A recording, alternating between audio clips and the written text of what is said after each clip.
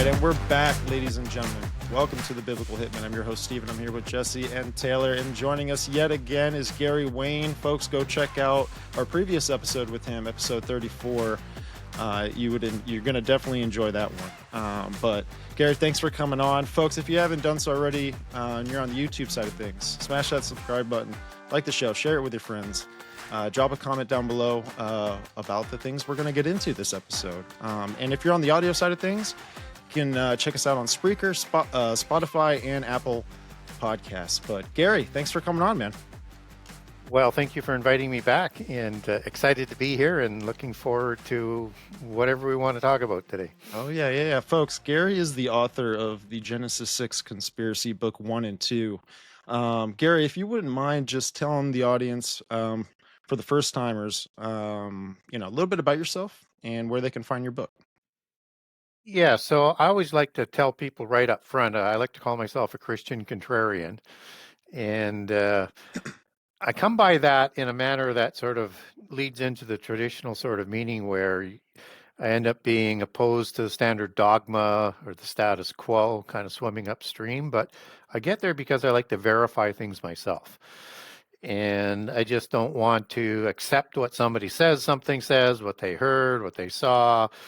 I want to verify it for myself. And I try and do that in all sort of aspects so that when I say things, as outlandish as they might first seem, I probably have several sources on that I can supply. So it's interesting. And, as just an instant sort of came up on social media, and it was on the Essenes and a post that I had updated on them and the sons of Zadok and the connection. And somebody had said, because they're debating with other people on there, that the Dead Sea Scrolls doesn't say the sons of Zadok at all in the Dead Sea Scrolls. So I put the 4 verses up there where it refers to it, because you have to be able to have that if you're going to say there's a connection between the Essenes and the sons of Zadok. So I tend to have a very deep sort of file system where I can just sort of get into that and get it out if I have to. So if people are looking to get a hold of me, if you like what I say, if you want to know a little bit more about me, go to the Genesis6conspiracy.com. That's Genesis 6, the number 6conspiracy.com.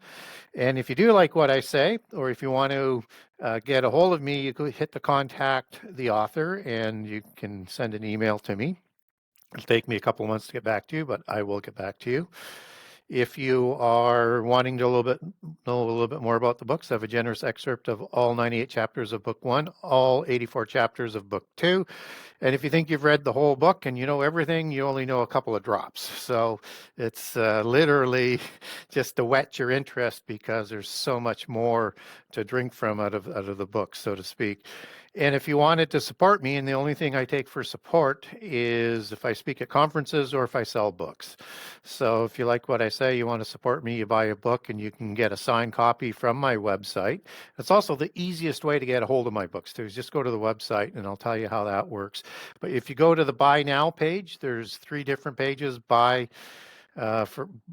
Page 1 is Book 1, page 2 is Book 2, and then page 3 is if you wanted to get one of each, for example, there's a discount for that, just as there's multiple discounts for multiple copies on the other 2 pages. So that's the bundling page. And I print all the orders myself. I sign all the books myself. I send out the shipping notices all myself. So you're going to be dealing directly with me. And if you wanted to buy from barnesandnoble.com, amazon.com, or amazon.ca, I have links directly over there from the buy pages. I have links over for the Kindle versions and links over for the Audible versions. So fastest, easiest way, buy from me, buy from some of the major retailers, or get the digital, or get the Audible, or get some of each. Awesome. Your books are well formulated, and I like how there are a lot of chapters, but it's like you said last show, they're like little stories. Yeah. And it's cool. You can kind of pick and choose what you want to read. I enjoyed going through your book just from start to finish. But let's get into it. Pre-show, we were getting into beekeeping, and that turned into a little conversation into bees and how they're kind of connected with fallen angels and biblical terms and paganism and all that kind of stuff. So take us on that voyage. It sounds Yeah, like it's going to be a so lot of fun. if you're familiar with science fiction and horror genre, things like that, you get to see some patterns that sort of evolve, and a lot of that has to do with something called a hive mind, telepathy, and bees. And you don't know why they keep reappearing all of the time and in really kind of interesting ways, but they do. That's because they're what the polytheists who have control of this world, who have control of the entertainment in all aspects, they like to keep their history, their genealogies, and their belief system front and center and put it out there in ways that you don't understand. So if you're watching the Borg on Star Trek, that's another bee allegory. It's all built on the same sort of understanding of the worker bees with the Borg and the Queen.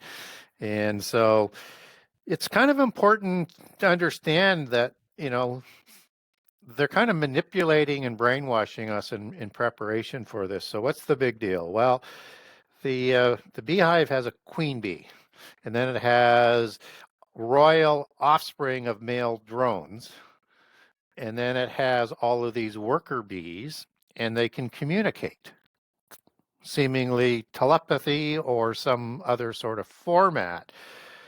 And that this bee and hive allegory weaves through not only the entertainment but into the royal bloodlines. So when you look at the Anjou, one of the more famous royal bloodlines, they have a fleur-de-lis that is used as their one of their heraldic items. Well, they show that equally and interchangeably with the bee, which is very interesting because heraldry has to do with genealogy that goes back to patriarchal and matriarchal bloodlines from original giants who produced bloodlines, and also to the celestial mafia godfathers or godmothers, as in a fairy godmother. So the allegory is kind of consistent as you look at that.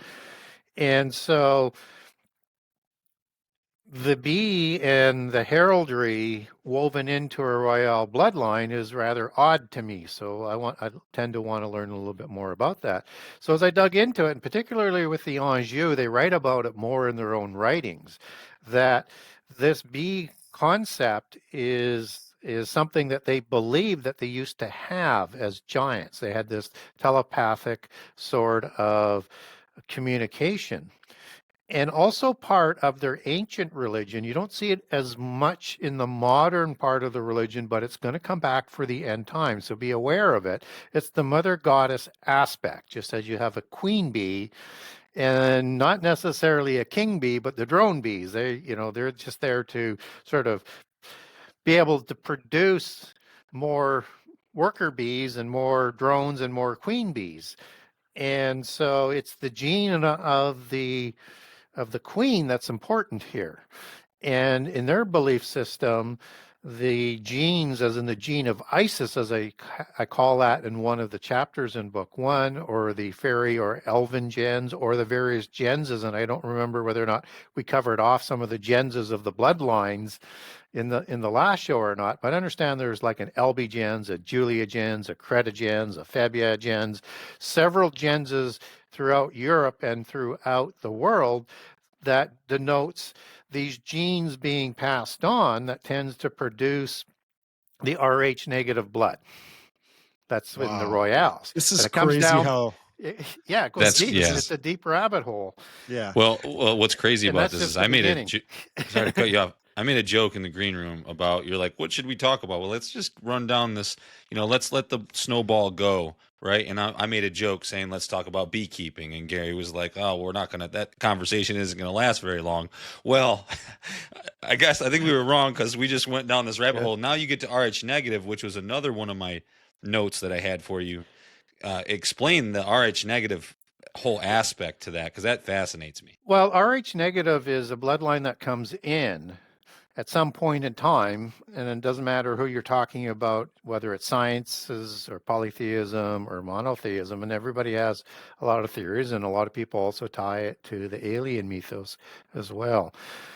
But what's wrong with saying Rh negative was added in is that that's an oxymoron. What it means when it's Rh negative is it's missing the D antigen. So how do you add something that's not there? So that's where kind of everybody says, well, that whole theory sort of blows up because it couldn't have been that added. It must have been the Rh positive because there's something there to add. And then you get all of this misinformation that's out there. It's the gene that reproduces. Right. Right. It's the genes that passes on, and Right. it comes down through the matriarchal bloodline. So we have dragon patriarchal bloodlines and we have fairy matriarchal bloodlines that the cult sort of uses. And so they're both important. And not only from a giant perspective, but back to the major god and goddess. So these are important sort of allegories that as I say, that they weave in.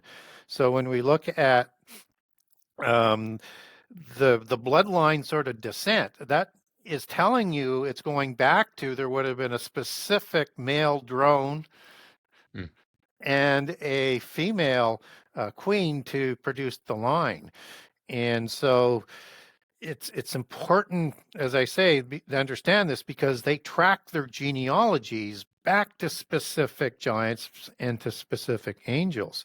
Right. Now, what's also interesting about the beehive is that you have all of this honeycomb and geometry that also goes into it, and they work sort of telepathic ways as a single unit. So two things in there is that sacred geometry, sacred numeral mysticism is a significant part of the occult religions and the bloodlines. And when we look at all of the different aspects as to why they might use that as an allegory, things sort of start to make a little more sense just in terms of getting into their shoes and all the sort of interlinks that they have. So we should also look at the queen as being in the ancient religion higher than the patriarchal god, even though we don't sort of recognize it that way.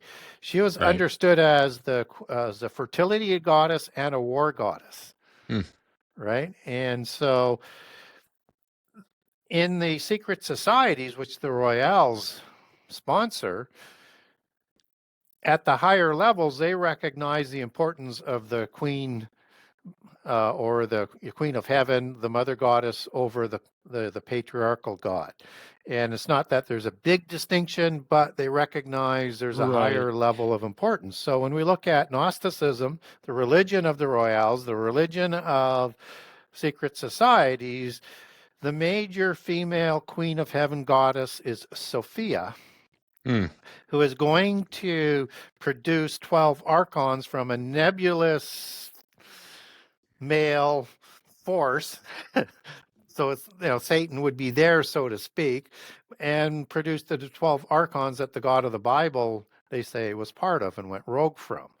So now we start to see how that all sorts, sort of fits in. And when you're looking at the fertility issue with the giants after the flood, and I may have referenced that in the last show, they had an inability to produce enough females, which makes a big distinction between the antediluvian giants who could produce in prolific numbers. So now you raise the female goddess and the female matriarchal bloodline up another level because the females are rare. So much so that they're going to have to eventually intermarry with humans, otherwise they're going to go extinct. Right. That makes too much sense. Now, when they start a new kingdom, they use a pure blood matriarchal branch to start a new kingdom, even though the king will be sort of thought to be the head of that realm. The progenitor in the fertility reproduction of a new kingdom is the female. Now, they're going to have a royal patriarchal bloodline that's going to be in there, but this is going to be significant in terms of establishing a new dynasty that would be reporting back to the dynasties before that they have the bloodlines matching. So can we get there biblically with this? Well, we can, because you have 2 odd marriages in Genesis 36, which is like an add-on to the Table of Nations in Genesis 10 and in First Chronicles, and it's actually included in the First Chronicles, and it's there to help explain what's going on in the Old Testament, because you have these strange Duke of Seir people that the Edomites are going to intermarry in with, and that these people that they're going to intermarry with are Horim, just as they're called giants in Deuteronomy 2, Raphaim, they're giants. What'd you call them? Hori? Horim. Horite would be Okay. how they're also listed, but So they're considered giants. Well, yeah, when I use an I am plural, it's either an angelic being or it is a giant. And if it's an ite, it's a hybrid human and giant, okay, or a human. And so people will say, beware of the ites. And my quick response is, okay, so I guess you're telling me the Israelites are giants. But the I am male, right? Bum, bum, bum. Yeah. I mean, the I am male plural was an internationally understood recognition of a royal bloodline that goes back to the gods as well. right. So it crosses over. And so we have 2 marriages there that really sheds a light on this, where you have the dukes of Seir. Dukes is the Hebrew word aleph. And Elohim is what they call themselves in plural, and that's the term that the Catholic Encyclopedia uses to describe these dukes in Genesis 36, the Elohim. And if that word sounds kind of familiar, you might get elf out of that, or elf, or the elven bloodline. That's crazy. Is part of the Tuatha De Danann. So they're linking this in. And why? Well, because a pureblood Horim matriarch, daughter of Seir, of the Horim, of the Dukes of Seir, is going to marry Eliphaz to produce Amalek, which is going to produce the Amalekites, and they're actually get their name from the Amalekim giants and go to Petra to live with them, because the Amalekim show up in Genesis 14 in the War of Giants several generations before. So you start to understand ites and the Eam part, and you start to say this is a new dynasty. And so it's part of the 12 Kassite royal tribes that are part of the Syrian area, where you also have, if you read Genesis 6:36 pretty closely, you have the capital cities of the Edomite Empire, or the Horim Empire, going back and forth between Syria and Edom, if you look at the name of the cities where the kings reigned from. And that's because you have Horim, Hivim, and Hurim in the north as well, and it's a 2-part empire. The Hivim are also in the middle of the covenant land. So they're creating the Amalekites. They're the nation that are going to wait for Israel to come out of Exodus to wipe them from the face of the earth. Why? Because Timnah marries Eliphaz, son of Esau, brother of Jacob, who lost the birthright, blessings, and Messianic promise. And if they were to wipe out Israel from the face of the earth, then they would make claim for all of that by Old Testament inheritance laws. Yeah. Okay, real quick. Going back to the RH negative thing, you said something earlier about how these beings, they eventually couldn't produce, and then had to do something with the D antigen, is what you were saying, right? Yep. Okay, so that reminds me of, there's plenty of Bigfoot stories that I've heard where you hear of these wild beast men from the woods come in and steal women from the tribes and take them in and to never be seen again. And then there's stories where they see the woman years later and she's just been basically used for birthing. Yeah. You've heard that before, right? Yep. And so now you were saying, okay, so the RH negative, you got the D antigen. The reason why they can't produce well, it's missing the D antigen. It's missing the D antigen. Yes. And you mentioned also something about is that the same reason why they're not able to be cloned? Well, they believe they can't be cloned, that's for sure. Okay. And you get that in several studies, even from the one that NASA did. And they believe they have more lower, Well, some of the things that we know for sure is they have lower blood pressure.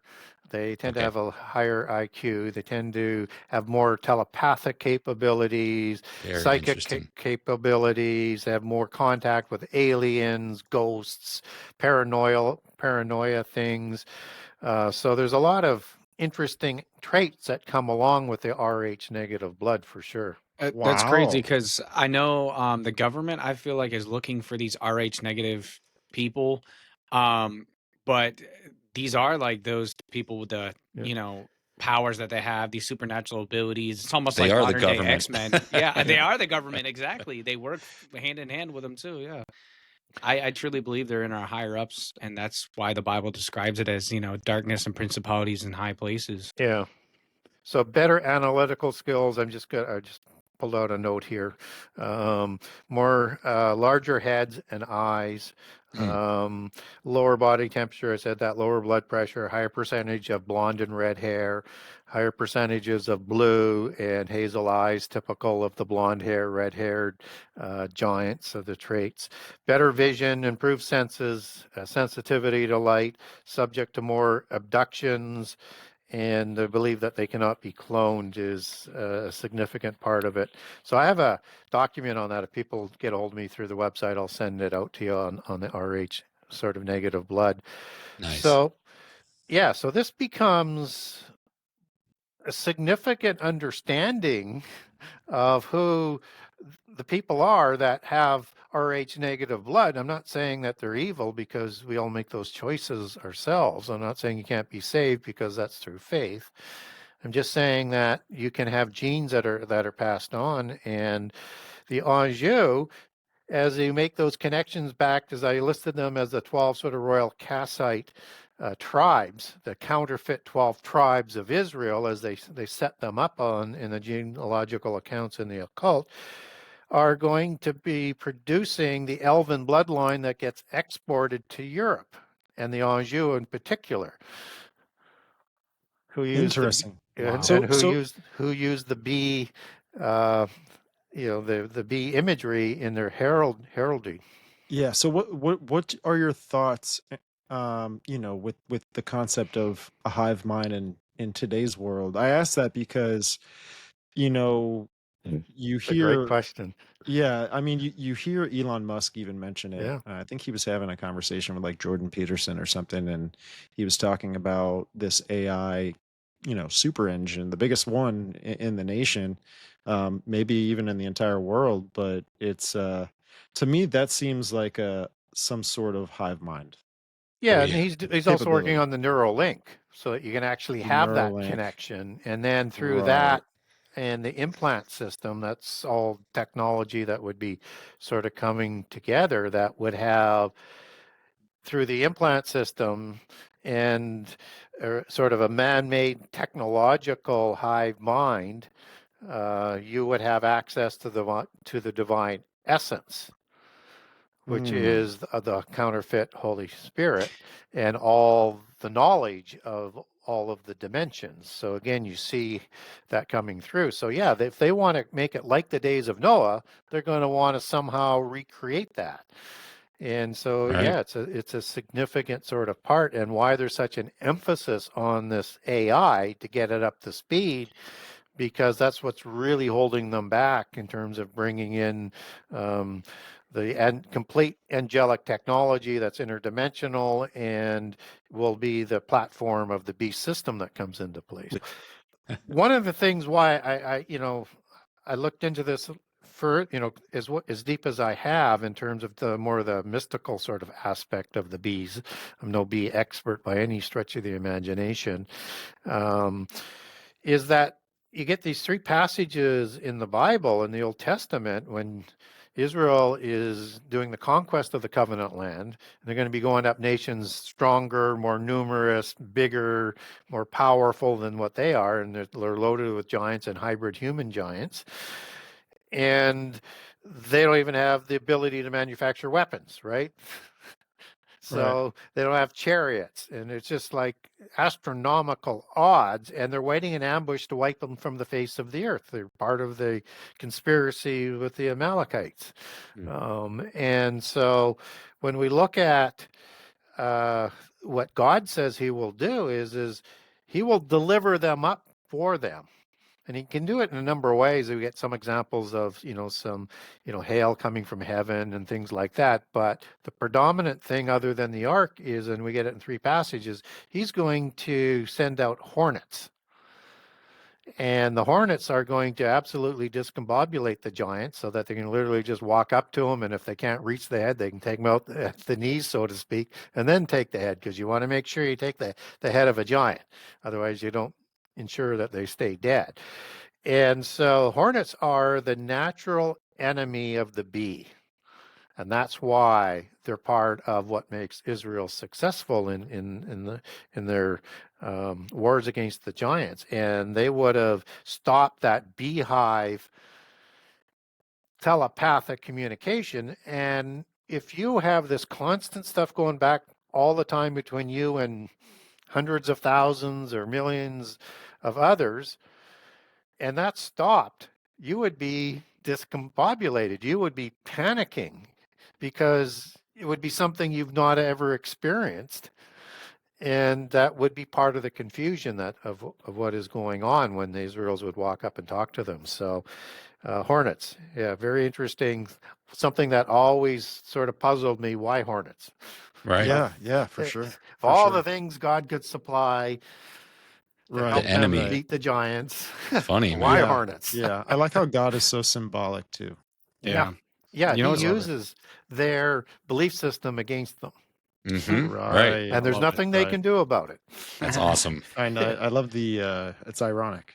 It's Didn't kinda funny. David? It's funny. I remember like with the whole David and Goliath thing. I remember he cut off the head of the giant. That's pretty Yeah. symbolic too. Like, Oh Yeah, yeah, it is. you know, Oh, so Yeah, he and couldn't then took grow it, back and or then took something. it to Jerusalem Yeah.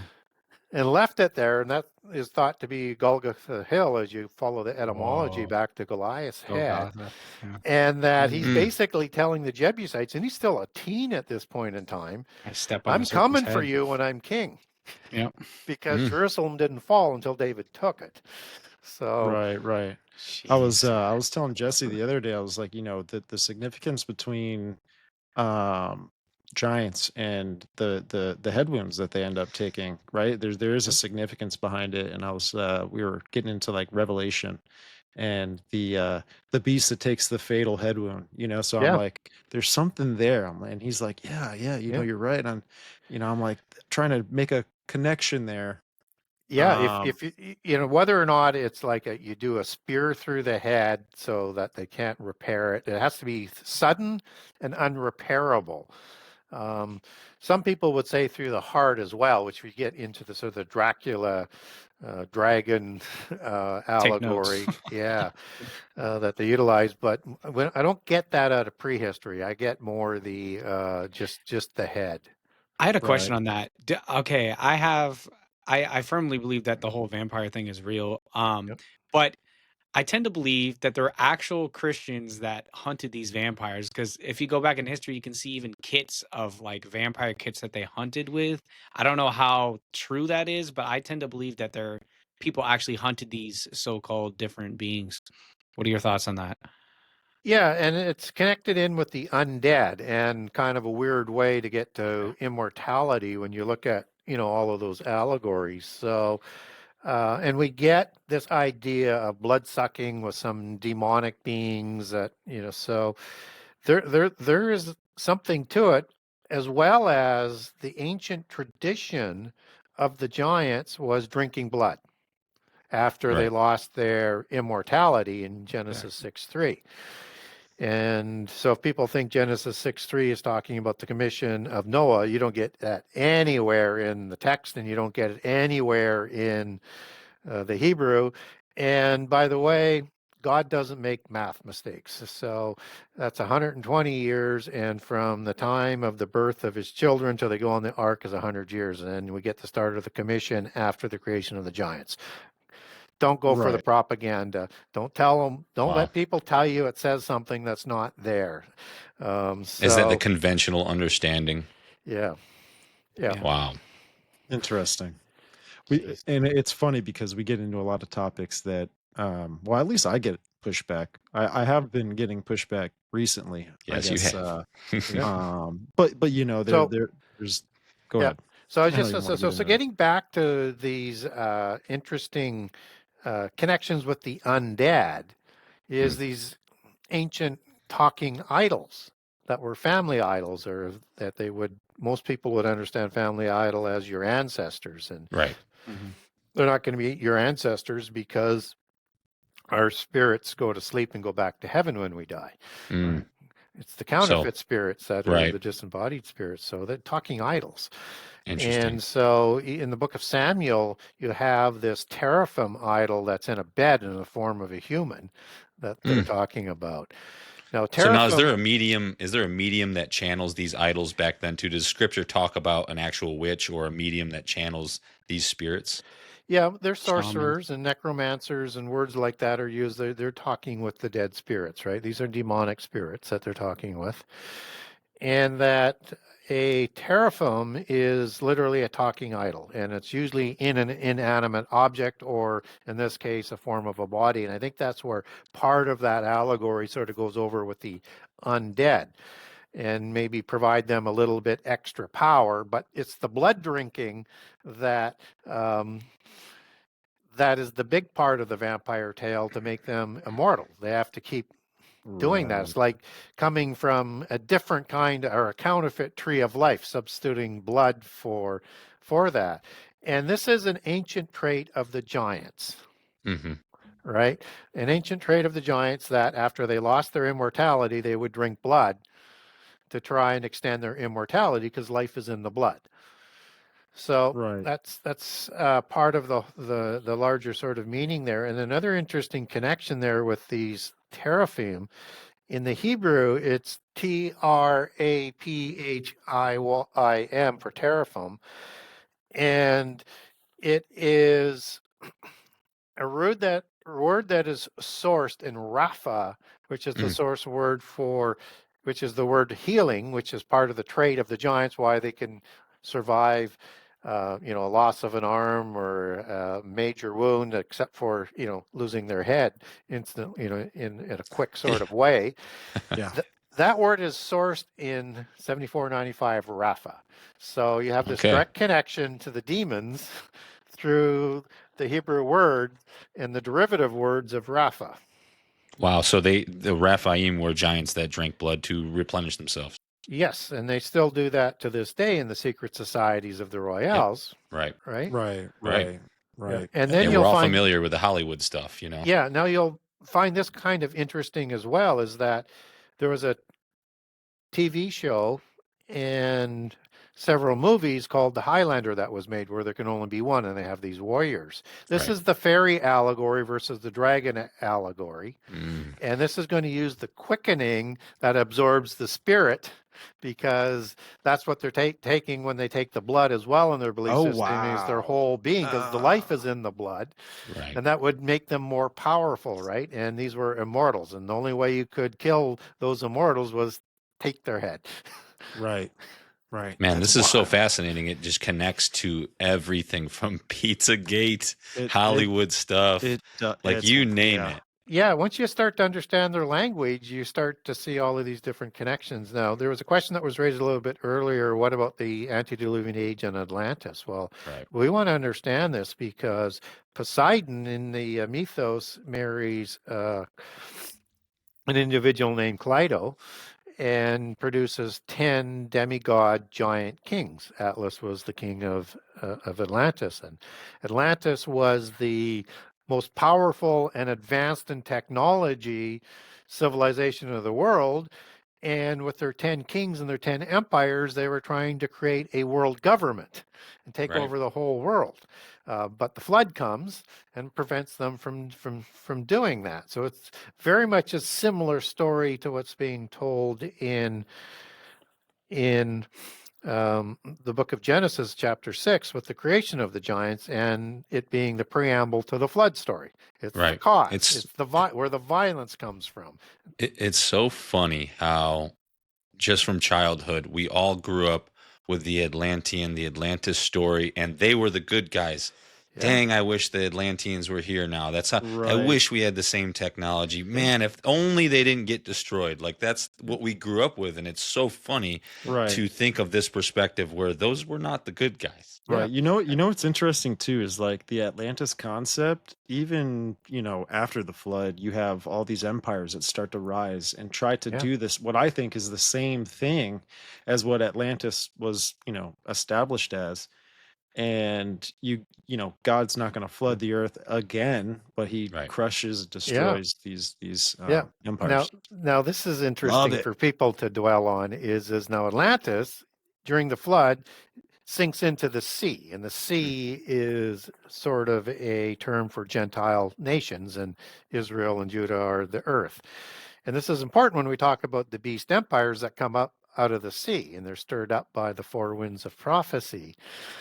And so this would have been the beast empire of the end time that I think was very close with the technology that the angels had provided them, that Atlantis tells us about through their story, had the ability to destroy the world by fire, which is reserved for the end time according to 2 Peter 3. So God intercedes and permits the flood to come.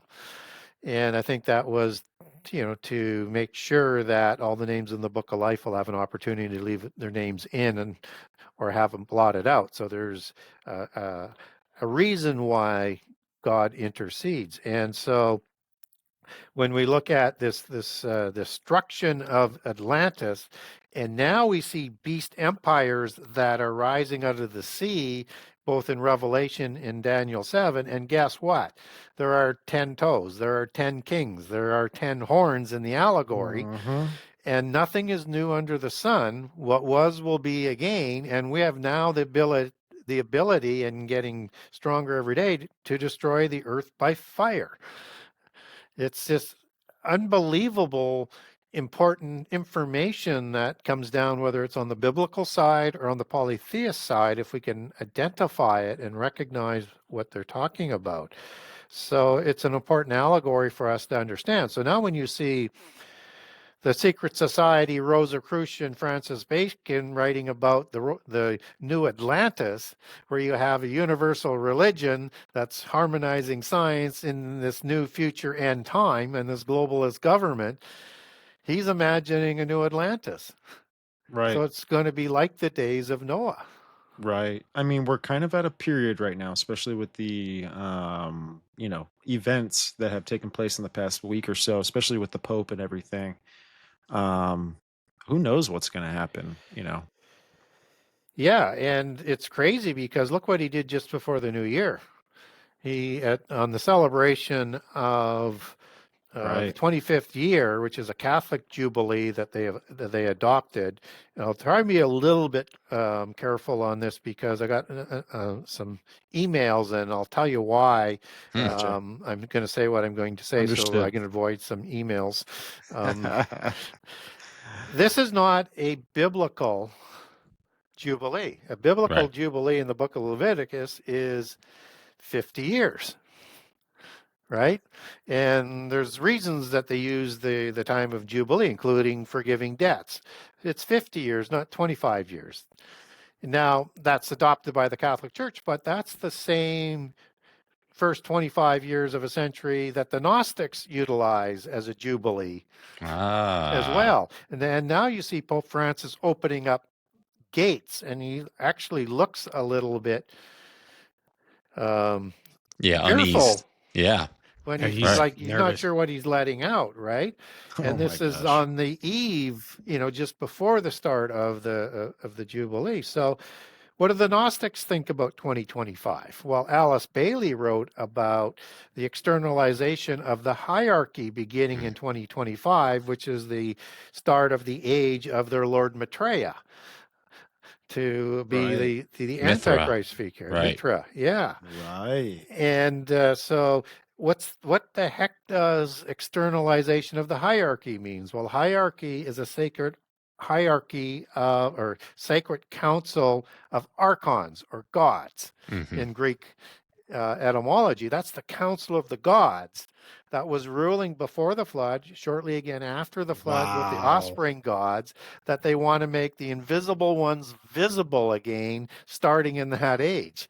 Mm. Right. And so what comes out of the gates of hell, so to speak, a little bit of an ad lib on whatever Francis was trying to do, well, the pit prison opens in the last Oh. 7 years. Right. And if you Oh, look at man. and if you look at Antichrist, he has a connection as the son of perdition, as the one who comes up out of the pit when he takes power after he probably has his mortal head wound. Right. Right. Right. Right. Right. Yeah, you know, it's weird when he opened that gate. I went back because I saw the little short clips and pictures and videos start flooding the internet, where the guy that was on the other side of the door that looked like a Secret Service guy had no ears. So I'm No like, ears. That's okay, right. Yeah. I'm like, let me go look at this. So I go and look at the original version, which could be edited too. I don't know if it's the original OG of the It's version, what but they're giving us, pretty much. well, I mean, really. maybe, but regardless, I looked at a bunch of videos and it's the same guy, and he had no ear. He had a hole. He had like a hole Yeah, right I here. saw that. And he's already standing on the other side of the door. And Francis literally goes like this. He looks at him. He goes like this. He goes, Yeah. and he Yeah. looks forward. And it's And then like, the- Oh what- my gosh! who this was thing that is guy? So wild, So- dude. So what? And one other thing, just so people know I'm not unfairly looking at this and making connections, is show me in the Bible anywhere that we're supposed to open up gates somewhere on specific years. Right. That's what I'm saying. Well, when you put it like that, Gary, I mean, The rituals. Yeah. pretty Absolutely. obvious. Put the hammer down on that one. Yeah. Show me the man. scripture why that's not anything why I ought to be concerned with. Because Right. Right. Source, Good trust point. me, bro. Yeah. Yeah. Very Jeez, good dude. point.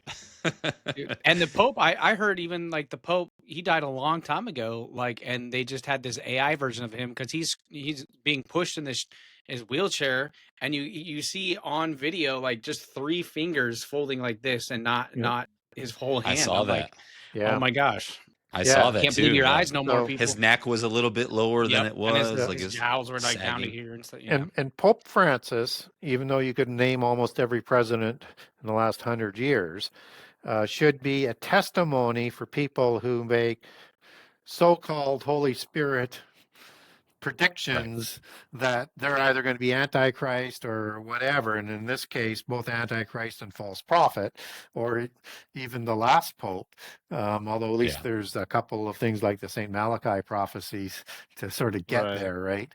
Well, Pope Um, Francis was portrayed as this, he slept in this small room Yeah. with nothing, and he was portrayed as this very, sainthood-like character. Mhm.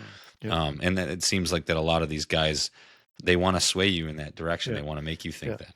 I took a lot of heat early on with Pope Francis about, I would say, no, he's not false prophet. No, he's not antichrist. He may be the last pope. We'll have to wait and see. As it turns out, he's not likely going to be the last Right. pope.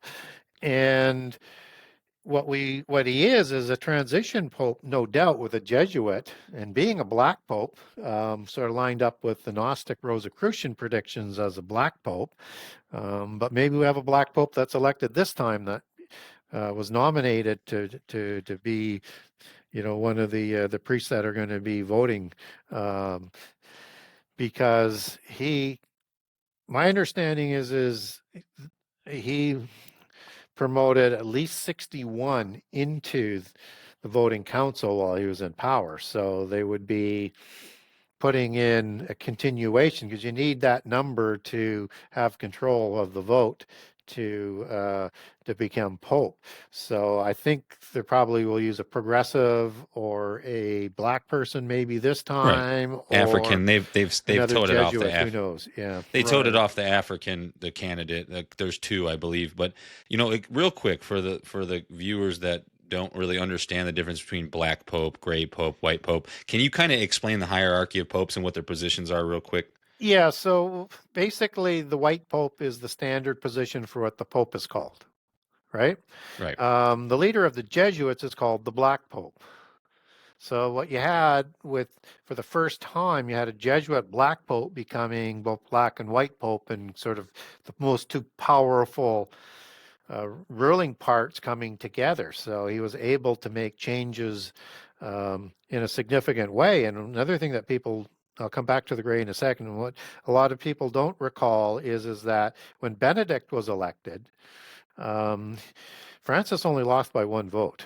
Wow. Yeah. Really?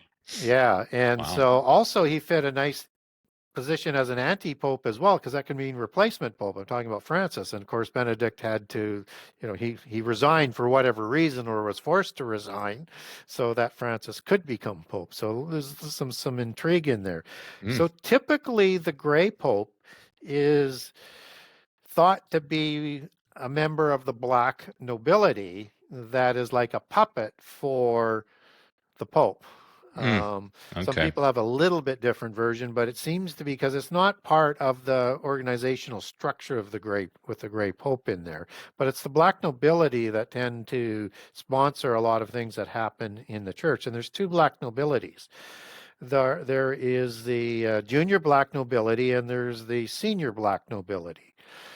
And there's different ancient families. The more newer ones, the ones like the Medicis, who are in charge of the banking, and the families from Florence and Venice who are said to have come over from the Middle East, are the junior black nobility. And they're the ones who sponsored the Jesuits back into power in the 1800s. So they would be controlling the church through that aspect, and they would report into the Committee of 300 Families. But the older black nobility are the ones who put the Jesuits in place in the first place. So they would be the senior one. In that case, the Jesuits would answer into probably the Committee of 30, or the Council of 33 Families. And who the black nobility are like the Julia gens that we had talked about before.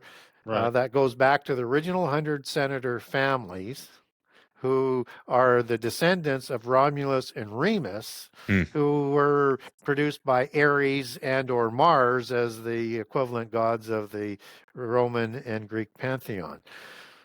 Right. Now, did I hear that Romulus was a giant? Yes, you just did. Okay. And Remus. Right. Arius, and from their offspring. And Romulus was ruler of what kingdom? Romulus and Remus started Rome. Rome, that's right. Right. With the 7 hills. They started, so first emperor. Yes. First, yes. Yeah, they settled there, created. Right. They're and they would have been probably considered akin to the Etruscan people, but because they have a specific genealogy, there's something that's kind of distinct, but they certainly lived amongst the Etruscans. And when you had the original settling after the flood, this is when it's going to go back to. And so the people of Japheth would have come and intermarried as the Latin people in amongst the Etruscans. Right. So Vaticanus Hill is not part of the 7 hills of Romulus and Remus that was part of the old city. But Vaticanus was a branch, Vaticanus Hill, that the Vatican was built on. And by the way, for people checking me, yes, I know the Roman wall, starting in 800 AD, included the Vatican, but the original walls of Rome around the 7 hills, it wasn't included. And that this was another Etruscan hill, as Palatine Hill is an Etruscan hill. These are the home of the Sibylline prophecies. That is very important when you're understanding Roman history, and when Book of Revelation refers to the 7 hills that Babylon is going to rest on. Right. What's funny too is Washington D.C. is kind of modeled after Rome as well. Right. It is. I even think it was called Rome at one time. Yeah, I mean, you have the allegory for Washington as the city of light. Right. And it's a city that's created after the revolution with all the sacred geometry, beast empire imagery. Yeah, pentagram in the middle of the city. Yeah, obelisk. We got a nice owl on the front lawn of the. So how does that sort of connect back? Because here's how it does. The ancient cities of the giants were usually built on elevated land. And of course, you have the 7 hills that are part of the elevation. Cities on a hill. Right? Again, that allegory of Camelot, a castle that was on the hill. and his representation of pulling the sword out of the stone was the announcement of the new Atlantis by these royal ring lords that sat around the round table. The allegories and the wizards and everything goes back in terms of the setting into the antediluvian sort of roots. So in the covenant land, and I cover this often in book 2, is that all of these ancient city-state fortresses were built on hills. Sodom and Gomorrah were built on these hills. These were cities of light. These are cities of the bloodlines, cities of the giants, cities of the polytheist belief system. Right. And Sodom and Gomorrah were doing the same crimes as what was being done before the flood, as Jude 1:6 and 2 Peter reference back to. Like hybridization, bestiality. Sexual immorality, dude. I mean, well, and with strange weird. And with strange flesh. Oh, right. Yeah. That's what I was saying with hybridization, right? Yeah, you could look at that as a different species or a different race. Like the not just a different gender. Yeah, it's natural, just manipulation of genetics, right? That's what we're doing now. Like it's good. We're doing it on like a scientific level now, where I think we have even more control. I mean, to be honest with you, it's wild. And the U.S. was created to bring in the new Atlantis. Mm-hmm. Wow. Yep. Okay, so when you get into Atlantis, you talk about these 10 kings, right? What are your thoughts on the 10 kings? Are these men of the earth, or are we dealing with like some sort of Avengers team? If you get where I'm kind of going with that. Yeah, you've got this hierarchy, right? You got the externalization of the hierarchy. Yeah. Kind of give me your thoughts on that. Yeah, so I'm going to pull up a passage here, and it's in Daniel 2:42. Okay. This is in the Batalic Empires, and we have the 10 toes. It's one of the allegories of the 10 kings or the 10 horns, right? And in the KJV version, which I'm going to read here, I have this one kind of handy because I want people to know that there's a connection to the days of Noah and some of the prophecies. I mean, as Jesus' own words, right? Yeah, exactly. I mean, why would we pay attention to that? And if you do, well, then you got to reimagine or limit what that means, right? Right.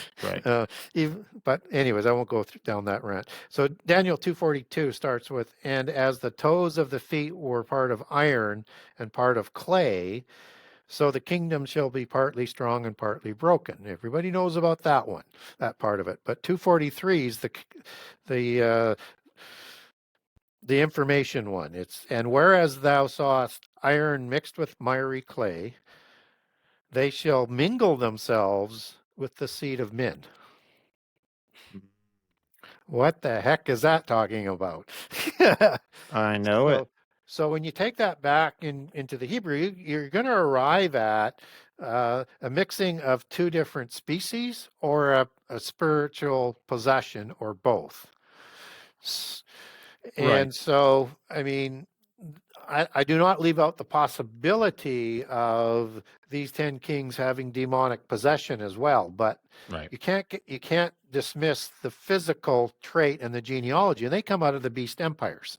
Right? These are the 10 kings of the end time as the seventh beast empire that rises out of the old Roman Empire or the sixth empire. So these are all giant kings, giant empires that reign the earth, that all have a physical, intimate relationship with Israel. So this was, okay, you're talking about Sodom and Gomorrah. So that's after the flood. Sodom and Gomorrah is after the flood. Right. Yeah. Okay. Now, one interesting thing about the Gnostics account is that they look at Sodom and Gomorrah as the creation location for giants, both before and after the flood. So it is Gomorrah before the flood, and then that seed is replanted at Sodom. Oh, wow. Okay. But that's not scripture. That's just what they believe, right? So, but I think it makes some sense. It does. It sounds like it. Right. Absolutely. So you have this representation, right, with the iron and the clay. There's an integration right? And it could be related spiritually, like you're saying, with possession, or it could be weird, hybridization. Yeah, or something. absolutely. And it's just that language is, I mean, they're going to mix their seed with men. Right. Now we You had wouldn't say that if there wasn't something else going on here. I'm following you, brother. We had Doc Brown on Yeah. not too long ago, and he got into the wheat and the tares, right? Yeah. And so you have this parable, and you could look at it either way. You could look at it if it means people that are saved amongst people that are not saved, or you've got this This other seed line. This other seed line Yeah. that is camouflaging within, the rest of us. And They look human but aren't. Yeah. Yeah. And they've grown up amongst us, right? So, and Sure. they've been with us all the way through. And they live longer than us. Doesn't it say seed, that something about the wheat and the tares? It lives longer. The wheat falls over, right? Yeah. Now, if it was just kind of those two passages, you might say, okay, well, you could interpret the wheats and the tares at a slightly different timing, and it's got nothing to do with another seed line. And that interesting little verse in Daniel 2 is interesting, but you might be over speculating as to what the meaning of that is. So, but Psalms 21:8-10 is a little bit more clear. And if people are not familiar with that passage, it's basically saying that their fruit in the time of the wrath and fire of God in the end time and in his anger, he's going to destroy their fruit from the earth. And then it goes on to say, and their seed from among the children of men. Wow. See, that's interesting too. Yeah. It's so interesting because we got to get into the serpent seed stuff with this because I'm just sold on it because of that statement right there. It talks about fruit. Where do we see fruit? In the garden in Genesis? Yes. Yeah. There's a lot of connections with that kind of language. My goodness. There is. And I would connect this with the serpent root and the serpent seed. So just before we move into the serpent seed, I would say go to Isaiah 13 and 14. It's one prophecy, but specifically 14. And this is the passage where you have, and it's a dual prophecy where you get information from prehistory that you need to understand what's going on in the Bible and in our history and in the future. And then you get a prophecy for the time of the prophet, and then it has some end time implications to it. It's a very unique prophecy style. And so you have in this Satan, he was going to try and raise his throne to heaven. This is from prehistory. And this is where we get told about parts of the rebellion. And this is where he falls. And we know this is Satan that's being talked about because why? Well, Jesus tells us that. He says he saw in Luke 10:18, Satan fall from heaven. Right? So there should be no confusion here, but don't confuse this with the king of Babylon that people would confuse Hel-El with, H-E-L-E-L. H-E-L-E-L transliterated in English comes from Hail-El, which is used in the Bible and in Isaiah 14, but it's an allegory for the king of Babylon and a derivative of Hail-El. Well, who is Hail-El? Well, it's Hail-El ben Shakar. That is Lucifer, son of the morning, as you have an Italian word substituted for a Hebrew word into the English language, which is really weird in itself. Right.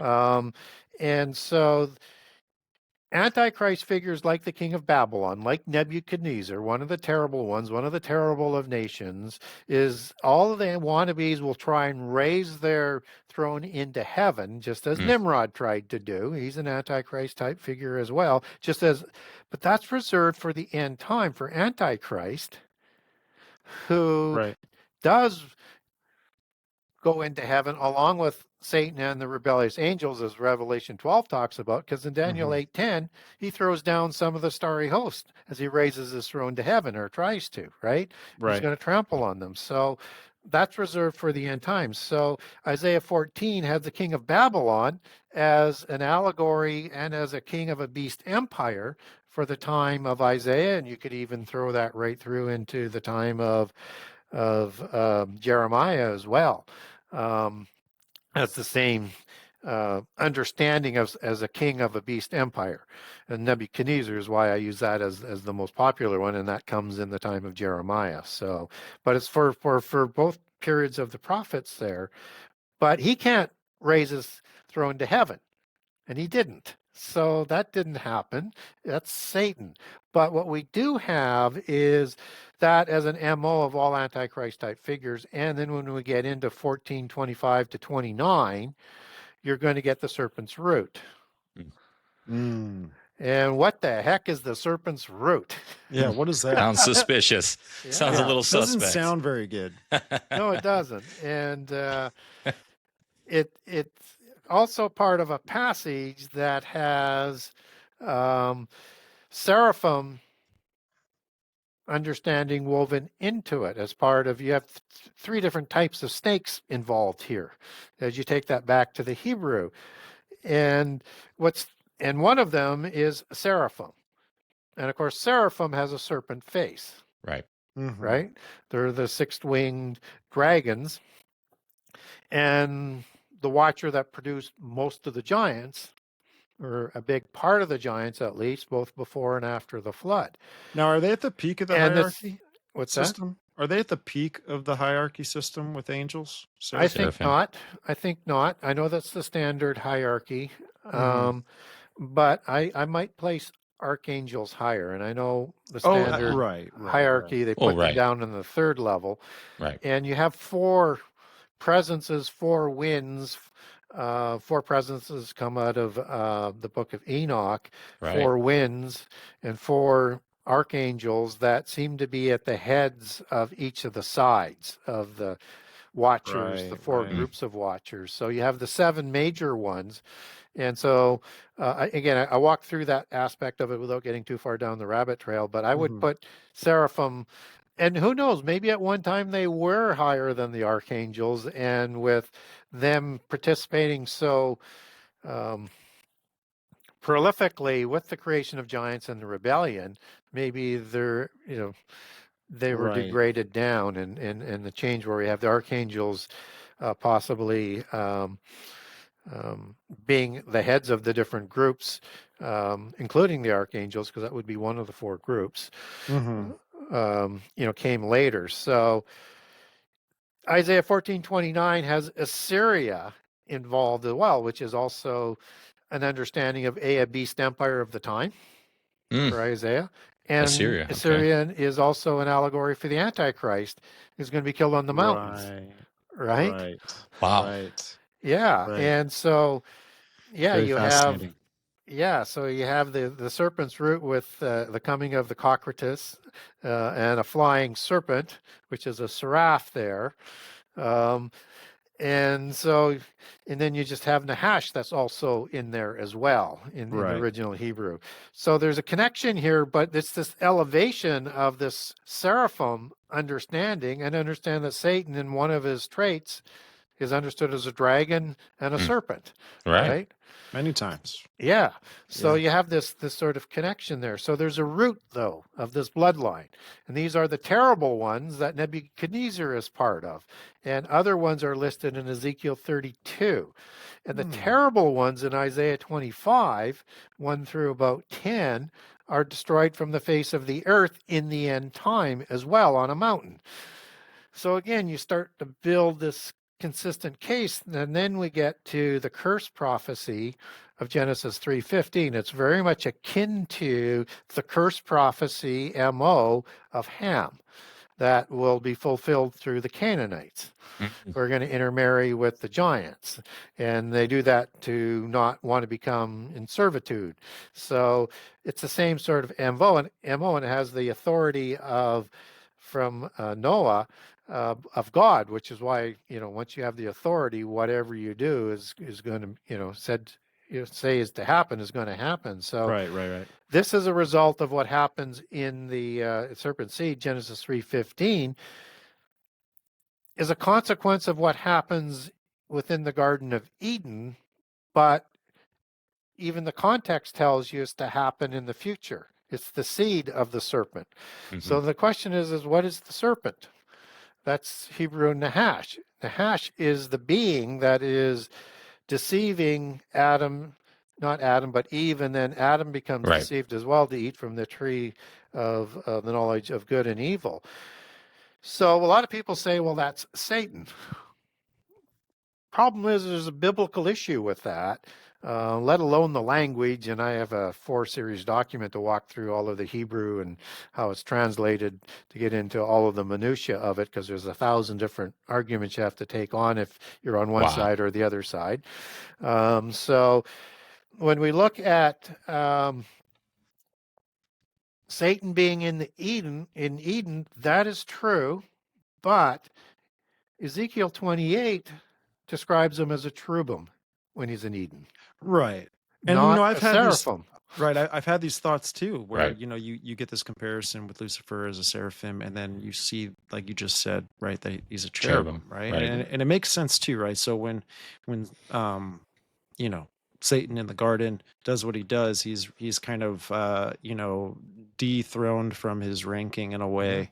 And what does God do? God puts cherubim at the gates. So I'm wondering if they replaced him, or something like that. Yeah, So and Halel ben Shakar, that's his morning star order name. He has traits of many angels.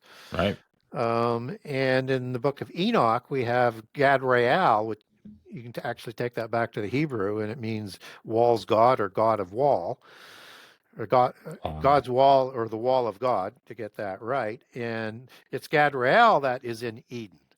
So that may be his Trubic name or something close to it. Is this why they Interesting. consider him a shapeshifter?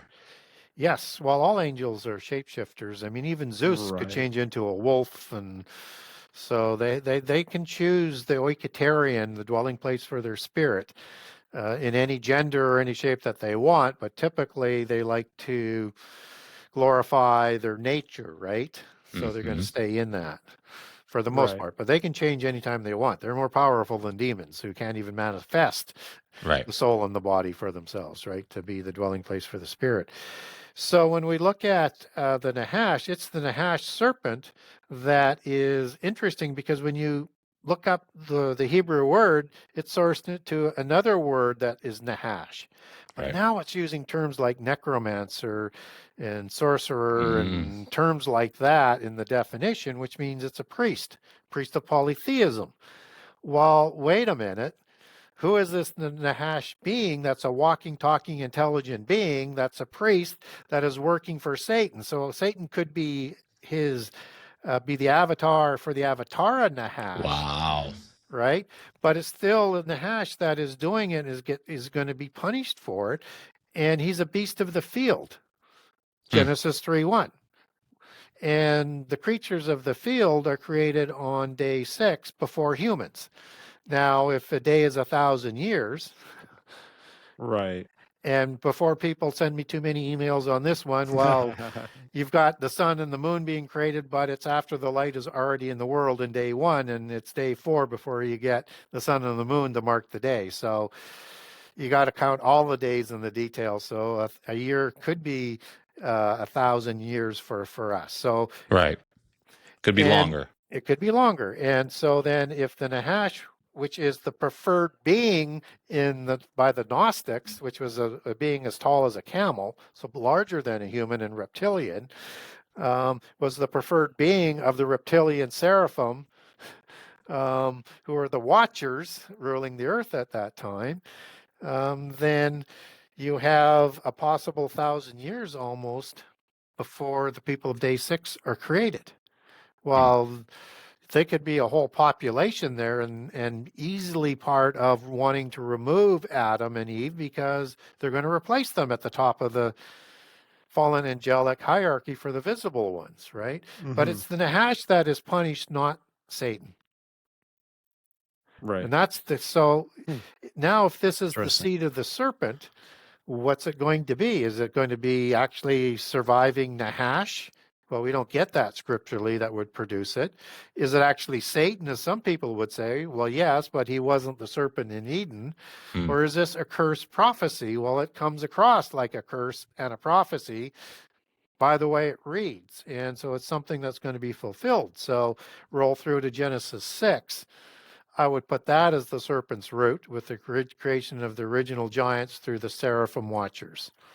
So, quick question for you. I've talked about this multiple times. You got the serpent in the garden, the Nahash, right? Yep.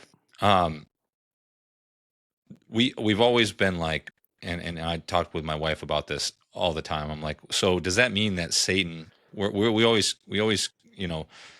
conflict that with Satan. Does that mean Satan was fallen already? It was the question. Yes. He's already fallen. Yes. In the garden. Yes, and would have corrupted, he and all of the fallen angels would be corrupted as well, and would have been using the Nahash as their royal bloodline and priests, right?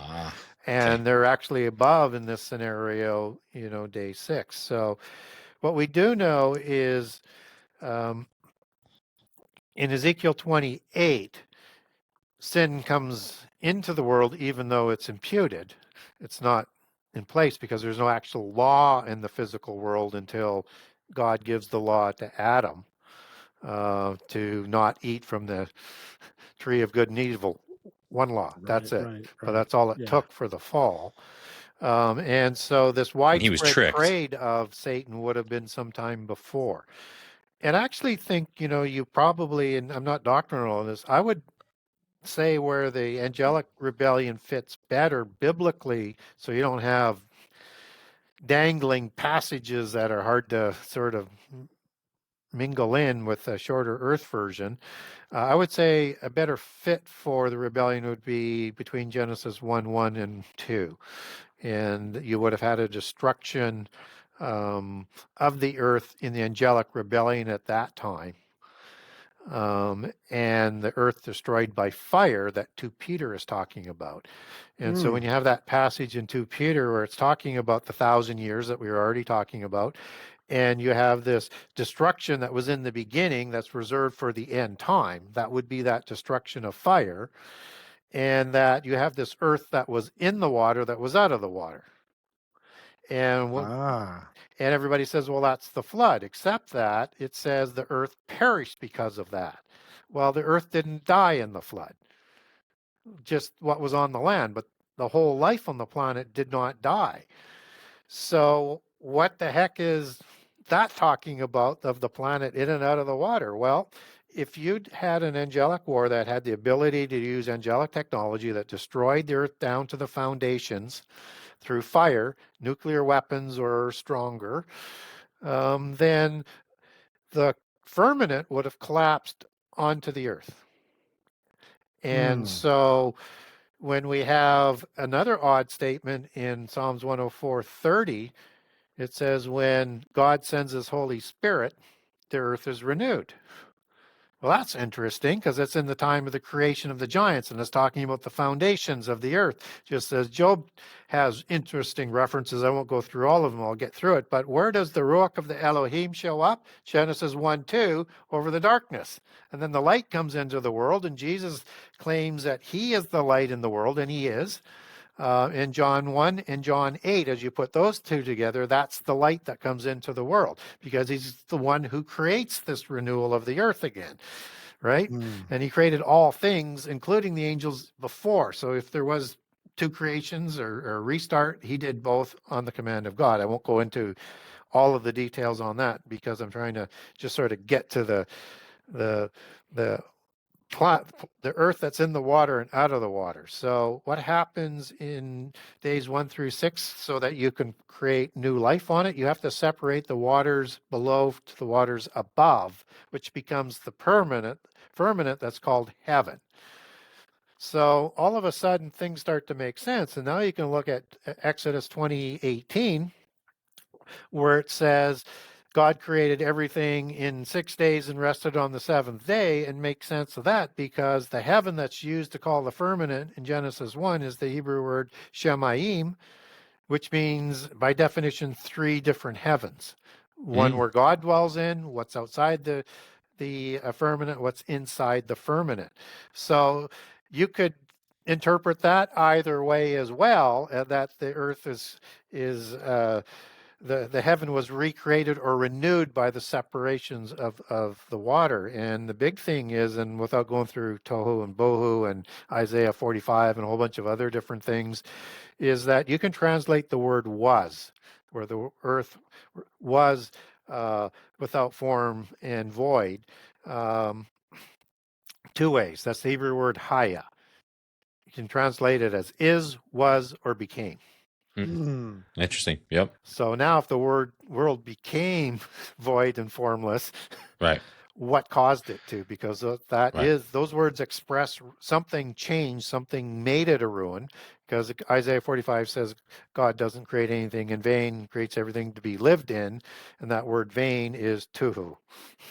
It goes back to Ah. Ecclesiastes 1:9. Yep. Oh, yeah. It does. Nothing is was new it under the just sun. It was does. it destroyed before and it needs Well, to be destroyed I again? find it fascinating that there's a lot of connections with that. And like, you know, this concept of, I guess, alchemy. I think alchemy is like the occult version of it. I think Right. God kind of has his own, you know, purification process, right? Yeah. Find it all interesting. Yeah, they corrupt and counterfeit They everything. corrupt and they counterfeit. Exactly. Yes. Right. Main Reversed point said everything. and done. Mhm. You know. So we're getting into, like, you know, Genesis and create days of creation. Yeah.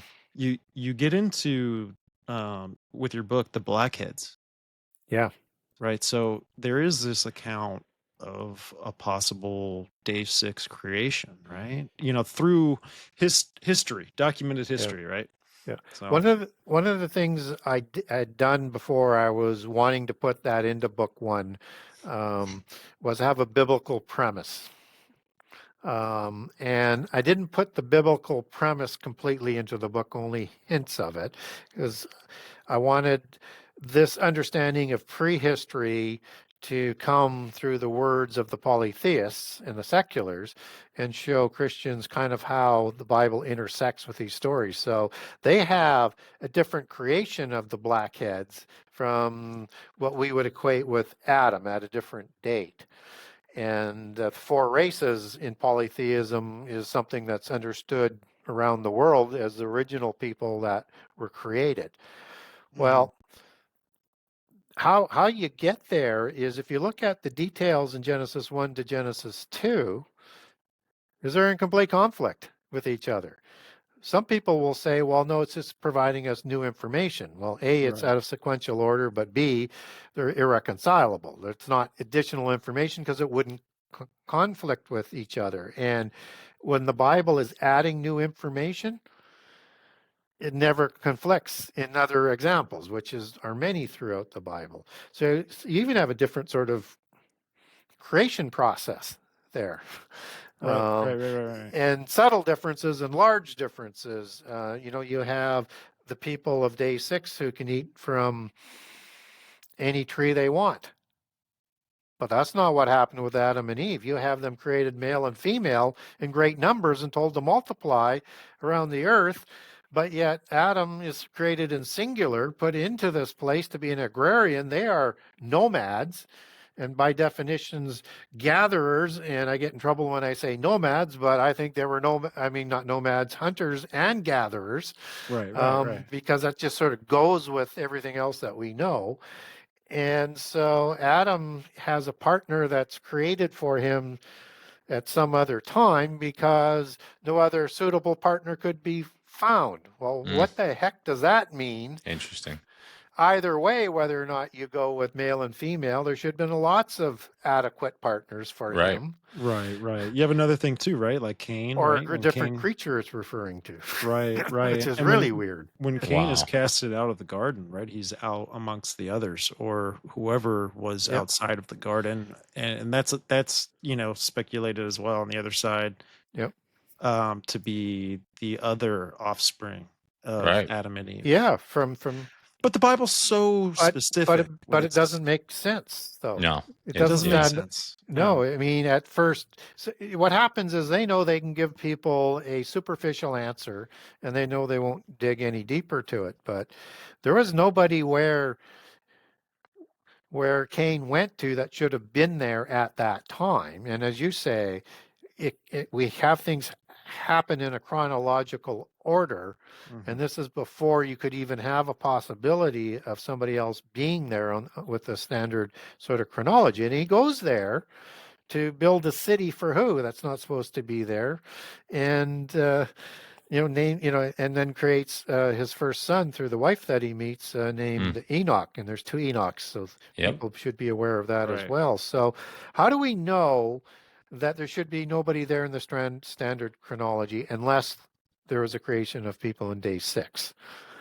Sure. I mean, I understand it. And, I think that there is this difference between, Adam and, the day 6 creation. Yeah, he has direct interaction with the introduction of Jehovah of the Elohim versus just being there in the light and Amar for speech for when God Elohim Amar said, but he's officially introduced and he's part of the interaction with Adamites and Abramites and Israel. It's the same individual. He's there to provide that special commission, beginning with Adam and to breathe his life into him.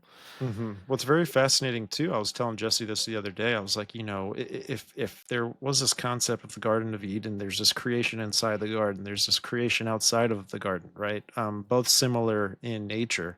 And when you have the exiles, right, of the garden, right, like Cain, he goes out into the wilderness or whatever. He builds cities, right?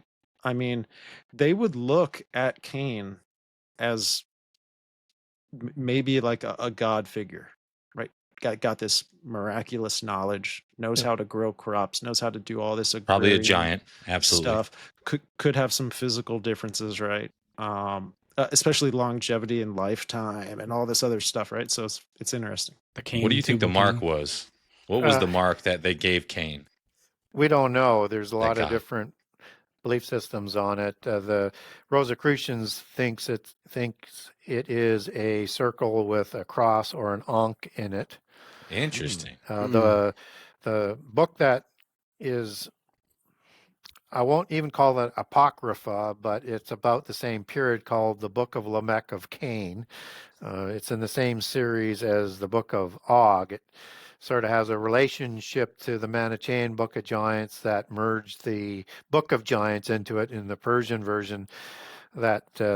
And we're told that both of those writings were translated from documents the Vatican has. But I'm not saying they're scripture. I just want to make clear on this. I'm just saying it says that the mark of Cain is this very, very pale white look. Yeah. Right? To mark them as differently, and which is the same color of this ghostly white that the giants looked like. It's not just being a pale Caucasian. This is a ghostly white sort of look. That kind of backs up Paul Staub's the Nephilim look like clowns bit that he is going on. That totally lines up with that. I've worked with Paul a couple of times, so I like him a lot. So he's a great dude. Yeah. Right. So he does great work, and very well studied. And references you a lot in his book, by the way. Well, when I went on after he put the book out, he had me on again, and he said, after the show we did, and when I was doing clowns, you brought all the Nephilim stuff in it. He says, I had just had to run with it. It was just gold. And I said, well, that's what you're supposed to do. I see where that clicked for him. That's crazy. Yeah. So, and, when we look at those accounts, I mean, either one could be it, but we're just not told. It's not. Doesn't Seem to be the mark of the beast, because that's something. Right.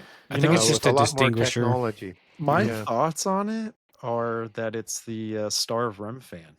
That would make sense. That would make sense. Could be that as well. Yeah, I think Star so. of David. I mean, you could even track that kind of geometry and how fascinated of it that they were way back in the day, Sumerian times, all the way through to where we're at kind of today. So it makes me think. That would make sense. And if you were a uncontacted tribe, right, day 6, you come across this guy who's like, whoa, where'd this guy come from? The Garden of Eden, right? They don't know. But I'm saying they could look at him as a god figure. Maybe My Cain took question- on that role as like an antichrist figure, trying to build an empire against God.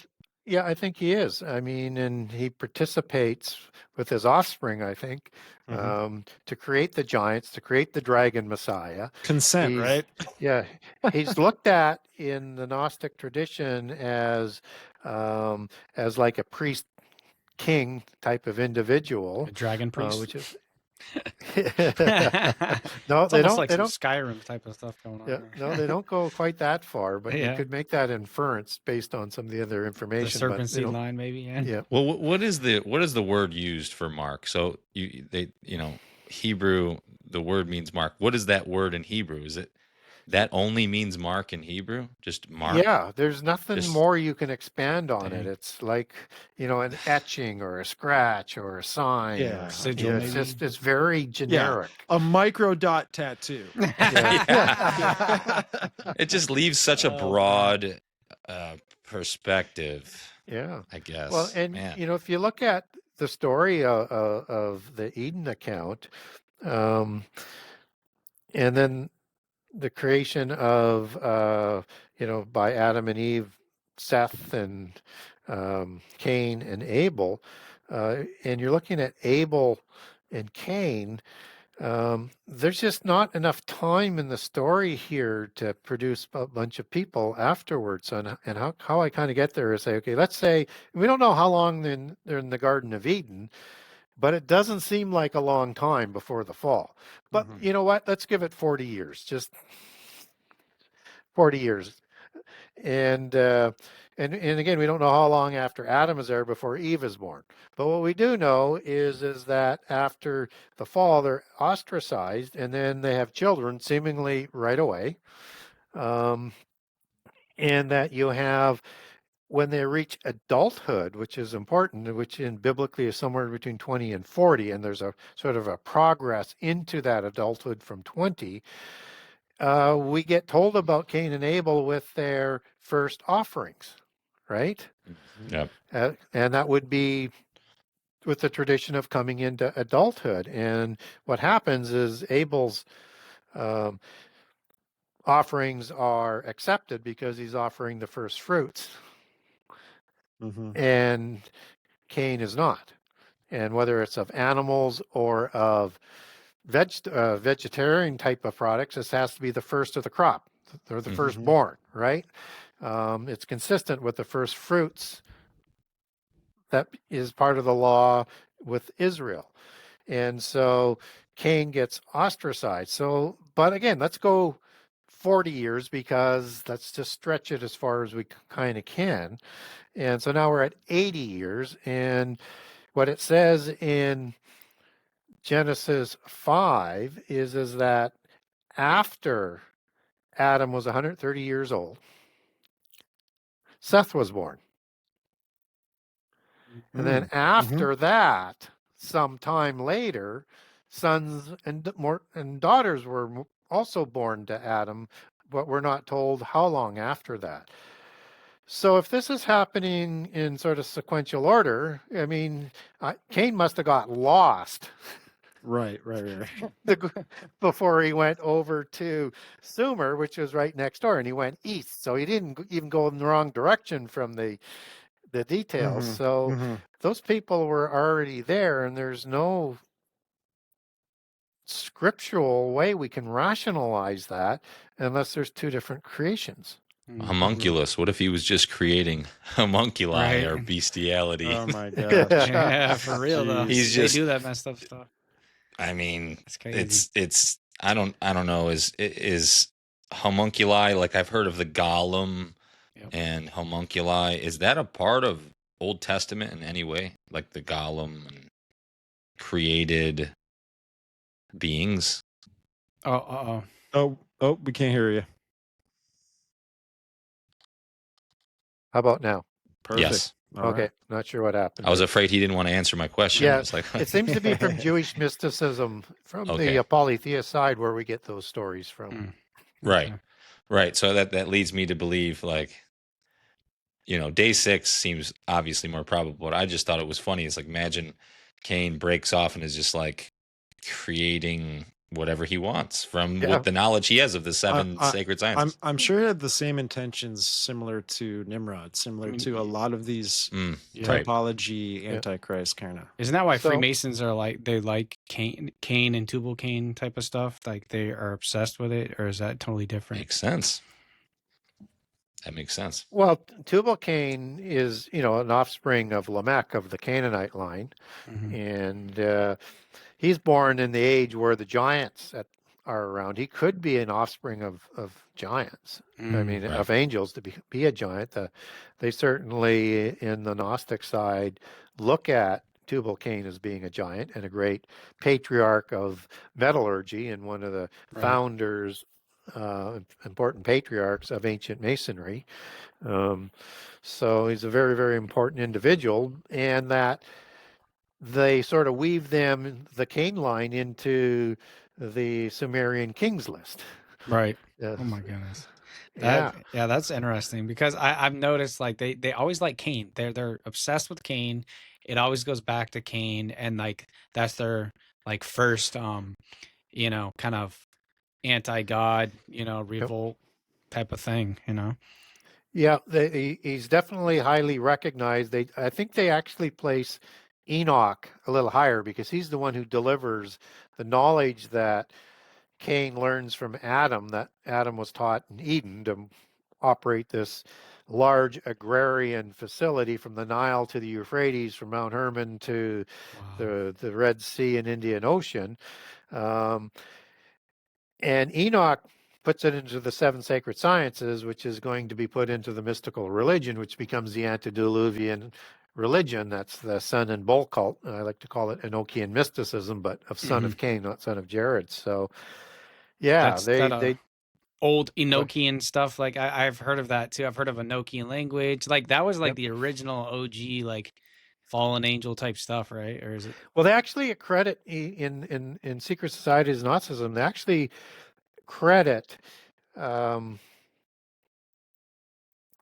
Enoch as inventing letters and writing. Okay. And generally as hieroglyphics, which means sacred writing. Right. But you could also infer that would be used to describe a cuneiform style as well. It doesn't have to be the hieroglyphics of Egypt, because the Sumer cuneiform is seemingly older than the Egyptian hieroglyphs that we have. But right. Yeah, that's crazy though. They put like it's almost a physical language down like that. I feel like the occult is like obsessed with that too, and they're still trying to, make that their secret language or something. Or well, the cuneiform is thought to be Indo-Aryan base of the language. So we have Indo-Aryan or Indo-European that was before the flood and then after the flood.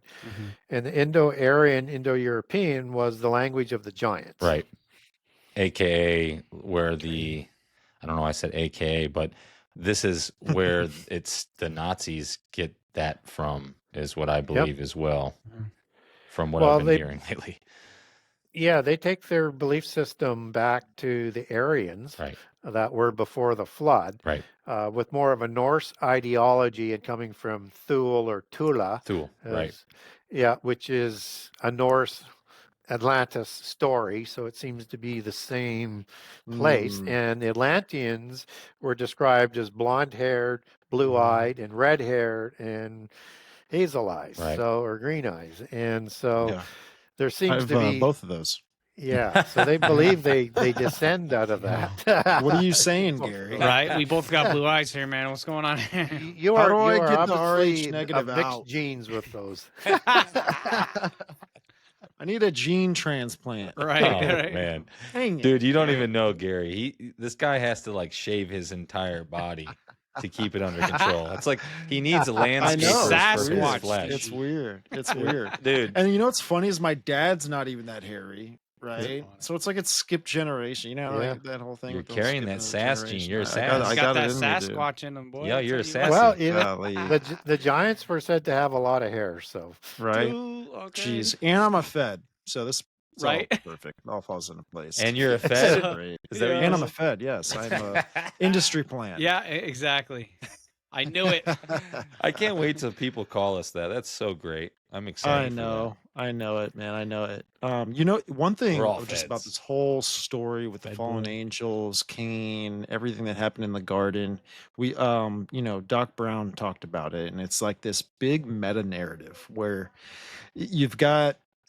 It seems to be there's a pattern, right? It don't seems to be, but there's a pattern where God blesses the second offspring, right? Yep. Right. So it's the first one that kind of comes Yep. with a curse, right? So what Doc Brown, he's got the Prometheus Lens podcast. Go check him out. But he said the same thing with it's like the angels were created first, we were created second.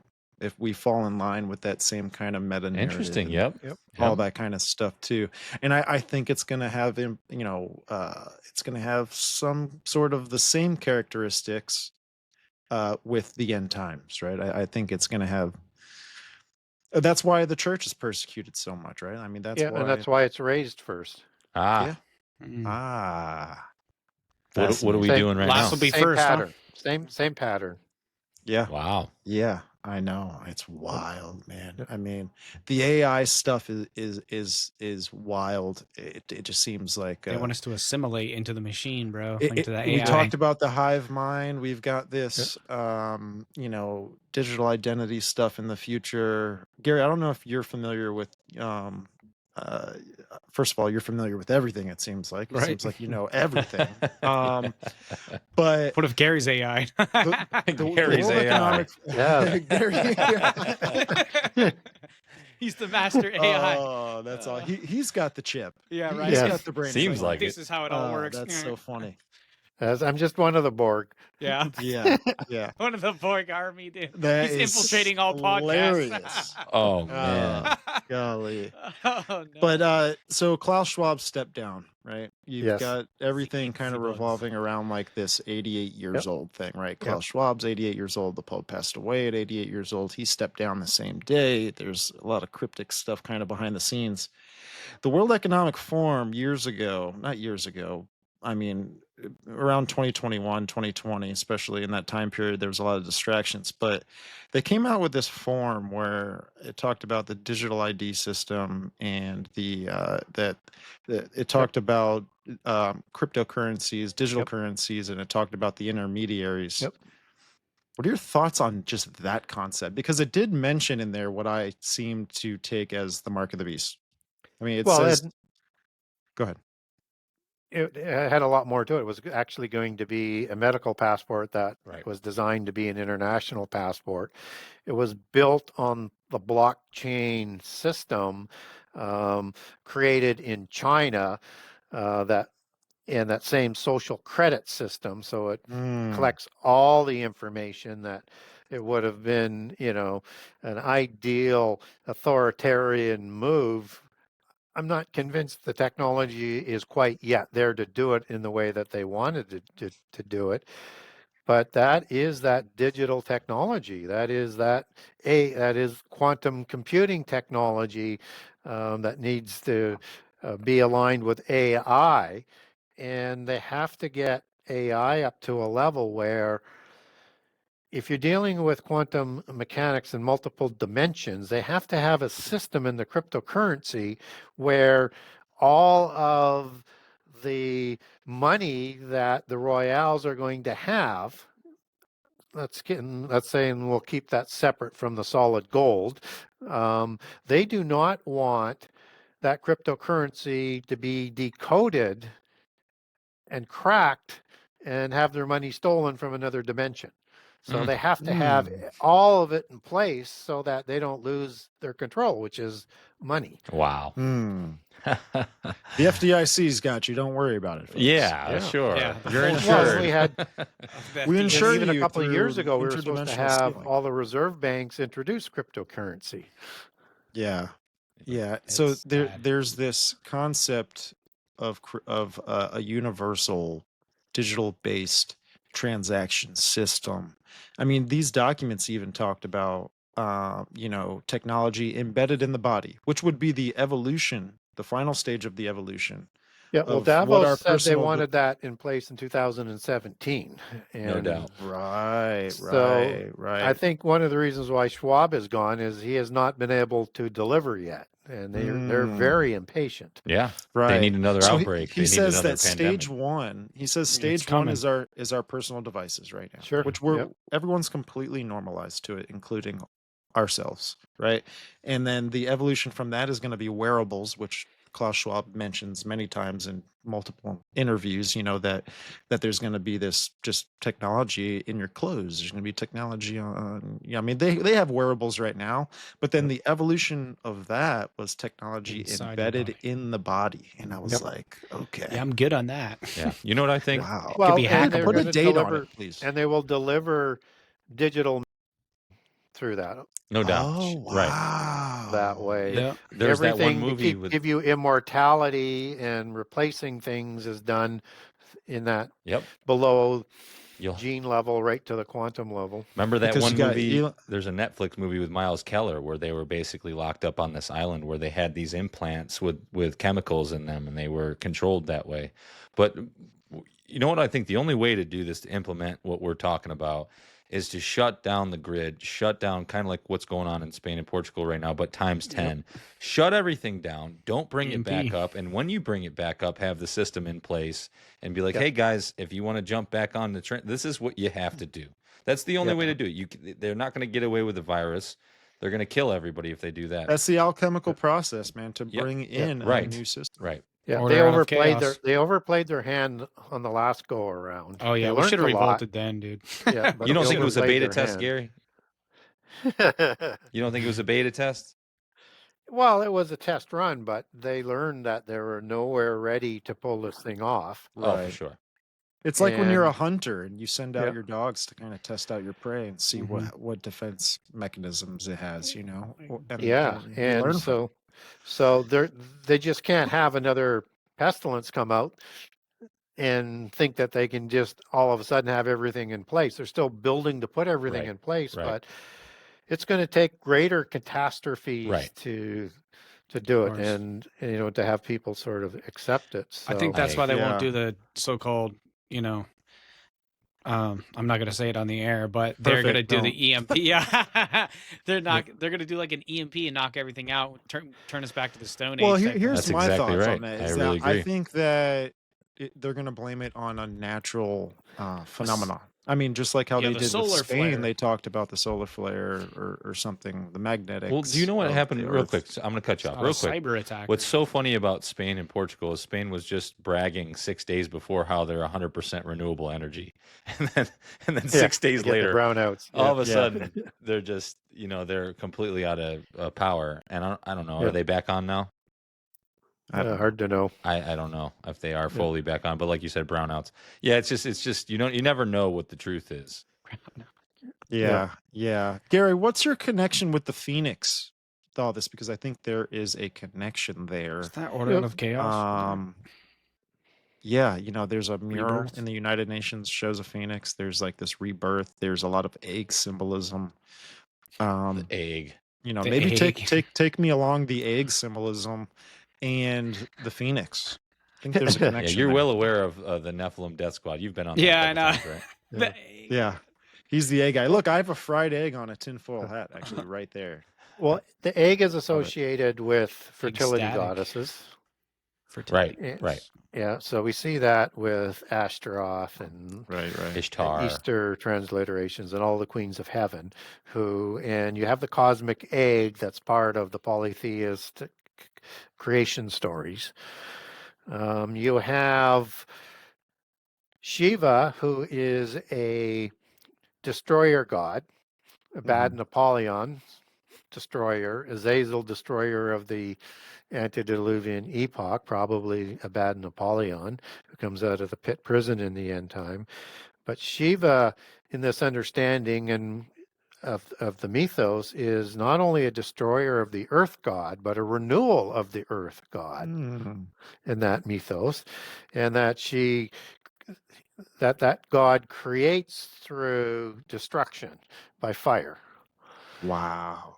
And so you would have a destruction and then a recreation That would be where their spiritu's offspring would be provided new bodies or whatever to be part of that new world. So now if we look at that, between the egg and we've talked about the earth being destroyed with Lord Maitreya coming, and Maitreya comes at the end of the age and then is also equated as a creator god after the destruction, and is coming back as an incarnation, as an avatar versus the Avatara effect, as we talked about earlier. That may be a connection to the Antichrist. Absolutely. You have this other image that is so well known, but I think little understood, that's out there with the phoenix now coming out of the ashes. So the phoenix coming out of the ashes is this transition into the new world. And so it's part of the secret societies because they believe they're the ones that are going to be provided bodies, become gods in the new physical world that their gods are going to recreate after the destruction of fire. Right, right. Because in the celestial procession in the age of Aquarius, it's destroyed by fire, but then you start another age after that and life goes on. And they say that this has happened many times. Yeah, yeah. And this is this golden age, right? That Yeah. Are we in like the seventh era of it or something? The seventh time, or I don't know what. How many cycles they got going on here? It's just an endless cycle. It's technically an endless cycle. Yeah. Right, right. You talk about the avatar, and I've had these thoughts with Revelation 13 with the image of the beast. Yep. It seems like there's some connections there too, with the fact that there's this image of the beast, and then it's given life, and then it's given the ability to speak, and those that don't worship the image, Yep. are then persecuted. So Yeah. is that like a homunculus? Is that a Frankenstein? Are we Well, talking about? I think it's a technology. Sure. AI cyborg. Yeah. And I think it probably agree. works through demons. Mhm. And that I would expect that they might be part of it, like a Teraphim. Right. Talking Well, idol. especially since we've got the quantum computing tying that in, there's this. Yep. I mean, there's just too much room for unknown issues to come out of this, right? I mean, there are. And, when we look at that image, I mean, it has to have some sort of life to it. So, right. And yet it's connected into the beast system. So, also one of the languages that's used in the development of AI and computer language is algorithms. And they have a special kind of algorithm that guides everything in behind that nobody can see. It's like invisible. And they call it, in their jargon, daemon algorithms. Demon. Yeah. Yes, they do. The Greek word for demon. Yep. So I've gotten an email from them, by the way. So I think they're creating a Teraphim or a dwelling place for demon spirits to be part of that. Absolutely. See, I said AI was demonic, man. I said it was. And then it issues, if you don't worship the image, you don't worship Antichrist or Satan, it has the ability to have you arrested and beheaded. And I think that's quite specific. And it's got nothing to do with necessarily humans, but in the polytheist system, it's of the internal dualism, the micro-dualism of good versus evil, good magic versus black magic, good Nephilim and evil Nephilim, white hats versus black hats. Yeah, one who is the white side has the better interest of humankind in play, at least on the short term, but they have the same agenda and they worship the same God. So no, they don't. It's just a different way of getting to the same agenda. It's kind of like Elon creating good AI versus evil AI. Seriously? Sure. Yeah. Right. Same source. Yeah. So I think because of the rivals, they're not going to have all of the bloodlines that are going to capitulate because they're rivals. They want to be the one that's going to take over the world. So if they're going to make sure they're dead, what are you going to do? You got to take their head. Sure. Yeah, that's wild, man. My gosh. And I've gone and visited the Georgia Guidestones, and there's this whole concept of a universal law, right? Or it seems to be like After morals. catastrophe. Exactly. And there's this, since we were getting into the Phoenix stuff and all that, right? So there's this new system. It seems like it's a new accepted dictatorship, right? Through these laws. So what are your thoughts with the Georgia Guidestones? I know there's Rosicrucian stories behind it. So I wanted to hear your thoughts on that. Yeah, everything about it's a mystery. Yeah. Oh, yeah. Other than we think the Rosicrucians put them up, and then we think the Rosicrucians took them down. Right. But other than that, 100%. we don't get any more detail. But the doctrine, whether or not they were Rosicrucians or just globalists and polytheists, it's the same. Yeah. And they don't want to have as many people on this earth, which is why they create overpopulation as part of their scare tactics. Such a lie. Yeah. Overpopulation is not true. Like, they just live in all the cities, overcrowding in the cities, and then they try to make people believe that you can't live anywhere else, apparently. Yeah. So, and it was part of the list of things that the Club of Rome, when it was created in the late 60s, created to speed up the world government movement. So they created global warming because we're in global cooling at that time. They Fresh out of the Ice Age. Overpopulation. They created peak oil. You name the major large issue of the globalists and the left that has been pushed, it comes out of the Club of Rome. Because that's what they were created to do, to create the fear factor to get us there sooner. Right. But again, it's still not getting them there as fast as they want. Your CO2 emissions are too great. You know what I'm saying? It's cow farts. Well, you know what? I have to, that just raises my blood pressure all the time. I mean, you hear it all the time, so my blood pressure is always too high because of that, I think. Right. When you look at carbon emissions as this great killer, I think about two things.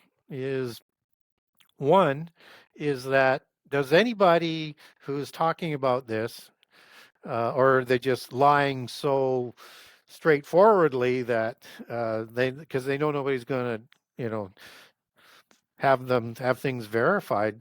Do they know how much carbon is in the atmosphere today? A lot. They that? claim to know, I think, right? Okay, so it's 0.04 of 1% of carbon dioxide, 0.01% of monoxide, and then methane is like 0.00017. So you add that all together, you get to like 0.5% of the whole atmosphere. Volume. Yeah, and you would less, not even 0.5%, but less than that. You do that as a 0.0. And even if you doubled that, you'd have more greenery. How could that have any effect? Yeah. Well, you'd have more world? Greenery. CO2 creates much more greenery, and then you thus more oxygen. It's a very simple process. Here's the crazy thing, and because when you ask them, well, what is so wrong about the Earth getting warmer if it is, which I don't believe it is, but what would be so bad about that? Oh, well, we would be destroying the Earth. Destroying the Earth from what? how if I understand your theology correctly, Antarctica. we had an ice age because of an outside Earth event with these huge asteroids or whatever that sent us into an ice age, or however it happened, that changed the whole environment. And that ice age, that ice has been melting ever since and will continue to get us back to the original state before whatever that intervention was. Yeah. So how does that destroy the Earth? That's not possible. It makes no sense. No. This whole push is for 15-minute cities, man. I think we're under the same spell as if back in the day you had these rulers over tribes, and they would tell their people, you have to do this for the gods to give us rain, and then they do it. And I feel like we're falling under like the same kind of well, it's just so spell funny and manipulation with the climate. Yeah, it's so funny because it's like you put more CO2 into the atmosphere. CO2, the plants will thrive. They will grow faster, greener, more, which thus provides more oxygen. Just would provide a more abundant climate. And that's not what's happening really. So Yeah. And then they It's say, dead. well, I mean, our continents are going to almost go underwater. Well, Yeah, because the that's melting. not the way it was before Yeah. the Ice Age. Right. And Right. none of their math adds up to how much No, they. look at Florida. Look where Stevie and Yeah, Taylor's at. How long has that yeah. been at that sea level? Yeah. Well, according Yeah. to Gore, I mean, New York City should have been underwater by Right. 2014 or Right. something like that. Right. So, Yeah, yeah. I saw Neil deGrasse Tyson one time do an experiment. He had a glass of water packed with ice, Such an and agent, it was filled to the rim, right? I mean, to where the surface tension was about to break. And the whole concept of the experiment was to see if, when the ice melts, will it overflow the water and come out of the container? Yep. And it did not. Completely melted over a few hours, and then it stayed exactly at that sea level rise, right? Which I'm kind of insinuating to. So, like, if the ice caps are going to start melting, That's a good point. that surface area is going to be taken out by the water. Well, it's the other way around. You know, Ice expands, right? Water I expands. mean, God knew what he was well, doing ice. anyway. Yeah. So, I mean, I don't know. When I see that experiment coming from a mainstream scientist pushing a climate change agenda, I'm like, what? I Because think they're it trying has to more push to it. do with the fresh water mixing with the salt water, is what I think. It could. It's the 15-minute It's a city coastal thing, agenda, too. dude. That's what they're trying to do. They're just trying to say that we breathe. We're just, exhaling Right, too much right, garbage, so we have to be put in 15-minute cities, and they're just trying to justify their new. It would only be Well, you're helpful. Yeah, Yeah. you're gonna get Bill Gates here soon. I think know. they just kind of passed the Yep. the cloud seeding. To Today block they got out. rid of that in Florida. Thank God. Yeah, and you know that they use this Hegelian dialect where they do the problem reaction solution thing, and I think with what happened with the power outages, right, and all that kind of stuff, I think it's going to promote that geoengineering concept to help block out those solar flares and all this other. You see what I'm saying? They're doing It's that in like, UK come on, already, man. It's dude. BS. Yeah, and I'm not even saying that maybe the weather isn't changing. I'm not. I mean, Sure. We know in the end time there's going to be Crazy phenomenon like that. Yeah. Yeah. And but whatever they're telling us isn't Yes. what's causing it. It's to get us to look in another direction. And what I found really bizarre, I have a clip on one of my files in Word on it.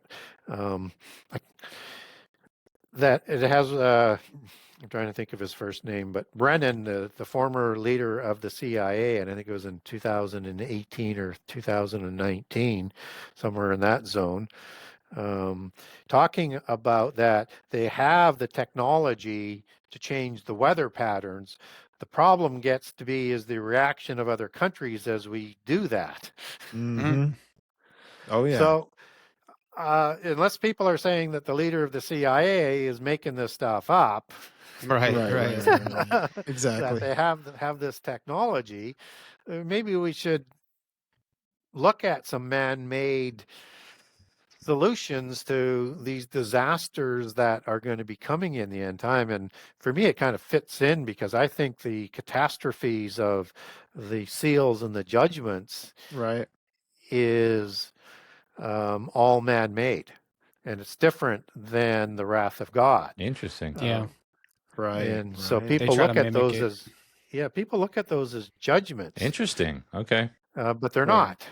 Well, when I think of that, wrath and judgment are used together. Right. But that's coming with the the wrath bowls. Well, I think there's something there too, seals. because when Christ is opening up the seals, it's almost like when you're opening a seal, you're allowing it to be revealed, or you're allowing it to happen. To happen, right? And I can see that. I really can see that, because Satan's going to want to have his wrath. Yep. Right. So that's what I'm where I saying. see the tribulation playing into that. That makes a lot of sense. Satan's gonna. I think we're in the time right now, like where we're in little, like the devil's doing his stuff on earth right now, but then God's wrath is reserved for the children of Satan. Yeah, it's reserved for the ungodly, the evil ones. Yes. But before the wrath, those things are part of tribulation. Right. That Mm-hmm. the church is Exactly. part of. So, Mhm. and the New Testament is quite clear to make those delineations, but so many people in their eschatological prophecy approach, we'll just skip over that word Right. right now. It's tough getting out. Mhm. They don't like to include inconvenient passages. Right. Mhm. Mm-hmm. Yeah. And then, but what it does do is then it says, well, you know, you create these issues where God is being evil if you're not explaining scripture properly, Yeah. or even worse, when some of these great disasters come along that they say we're not going to be here for. What does that do to relying on the word of God if you've been misinterpreting Yeah. Mm-hmm. through a hope and a wish and a prayer Right. that we won't be here for any of that? And that's where you run into a lot of Christians believing that, oh, before anything bad happens, we're going to get raptured out. And I'm like, Yeah. Yeah. no, you're not. You're going to go through a whole bunch of crap. And then it says a lot of us will be, martyrs in this time too. And Yeah. like, people Yeah. don't understand that. They just think they're like, oh yeah, we're going to get raptured out. It's all good. Jesus got us. Pretty sure the disciples died horrible deaths, dude. What makes you better than the disciples? Like, you know Yeah. what I'm saying? Like, oh my Yeah. gosh. Well, and they say, Yeah. well, that's and they have all of these rational. Well, that's just for them, right? Right. Not It's for just us. because we're better than Right. them, clearly. Right. We're the bees that don't want to work for the queen Exactly, dude. in the future. Yeah. know. So Rather be a Queen's gonna hornet. go kill him. Yeah. it's Like, absolutely hey, it's you can try. absolutely incredible. Especially when you're on social media, all the. Oh, I Oh, mean, they yeah. twist scripture like a pretzel. Bad. It's Oh, just I know. man. It's just Sure. Because and- we're the chosen people and we deserve better. I don't even what- know yeah. scripture that Yeah. well, and I see it all the time. I see it all Yeah. the time with the Gosh, podcast. We see it in entitled. the live chat. Sometimes Yeah. people jump in there and start trying to rip us to shreds, and I'm like, I I can know. even see this. Like I'm They're believing It's- this it's- fluffy, duffy, like happy, twisting like, scripture is nothing incredible. bad's man. gonna happen. Yeah. It's not about what you want it to say. It's about what it actually says. Right. Mm-hmm. And we shouldn't get to preconceived conclusions and then define everything about it. Right. Right. And and I understand how some of these openings kind of come in because some of the translations aren't exactly perfect into You English. got to go to Hebrew and the Greek on those. Yeah, you get that Mhm. word affliction that shows up in Matthew 24, 8 or 9. And that's a very odd translation, but it's the Hebrew word thalipses.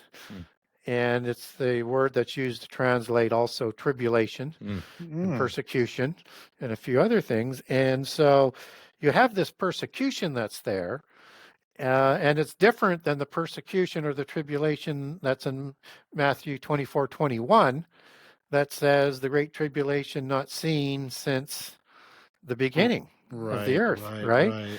And what's really interesting is that the parallel passage to that in Mark 13:19 says almost word for word what it says in Matthew, except it's translated not as tribulation, it's translated as affliction. Oh. So two tribulations, a tribulation of the world, a tribulation of the saints that Jesus is talking about that happens before the abomination, who are another really weird translation, offended, which is the Greek word scandalizio. Scandalizio. Yeah. And what that means is a falling away, apostasy, an enticement into sin. Oh boy. Right? So, and then in the parallel accounts, you now have the Holy Spirit testifying and providing wisdom in Luke and Mark for that same period of time, where the Holy Spirit isn't supposed to be there because this happens, after the start of the last 7 years, but before the abomination. And then if you take 2 Thessalonians 2 and you overlay that on Jesus's chronology, it fits perfectly. And then when you look at the tribulation of the saints in Revelation 7, now you know who they are, that the ones in Revelation 6 are said that they have to wait a little season for. Right? And again, if you get into people love to quote 1 Corinthians 15, But they don't like to go back to the verses 20 through 24. They just like to talk about sort of the rapture aspect, right? In about verse 50. Mm-hmm.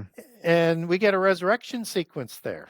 Right. We get Christ, the first fruits, and then afterwards, those who are Christ. And then you get into 1550, we understand the difference between those alive and those dead, right? Mhm. There's a resurrection sequence, and the first fruits include the 144,000 that are there for the first 3.5 years, like the two witnesses are part of the first fruits, and probably the 24 elders. So Christ, the first fruits, and the first fruits are those who have died for the testimony of Jesus, just as we have Revelation 6, the ones before the start of the last 7 years or last 10 years, whatever that mark is. And you have the ones that are going to come out of the great tribulation of the saints. It's two different tribulations. And then what they do, though, is they say, well, wrath and tribulation are the same thing. Well, no, they're not. And they're different Greek words. So Right. And of this is where you're and thumas for wrath in the New Testament, and there's 4 or 5 words in the Old Testament for the same thing, but never are they used in place of tribulation. interesting. Interesting. You know, so is this where we're tying in? I think it's the 5th seal, right? Where it shows or I think it's okay, so I think the 5th seal, correct me if I'm wrong, but this is where you have the ones in heaven that are crying out for redemption, right? They're crying out for God to, when is your wrath, right? And then you've got, I think it's in the 7th seal or just before the 7th seal, John sees these people appear, the multitude, right, in white robes of many tongues. Yep. So I see where you're connecting this now. Yeah, and he says these are the ones who are going to come out of the great tribulation. Right. And it matches up with Matthew 24, right, where Christ also says, these who out of great tribulation, right? Affliction. Affliction. Yeah, Oh, but yes, same word, yes. same Greek word. Yeah. Yes. Oh, so fascinating. I had a question. What's your take? You don't have to answer if you don't want to. What's your take on the little season stuff and the little season theology? Well, it's typical biblical. Pulled the trigger there, huh? Yeah. Oh, yeah. Taylor. Boom, boom, boom, boom.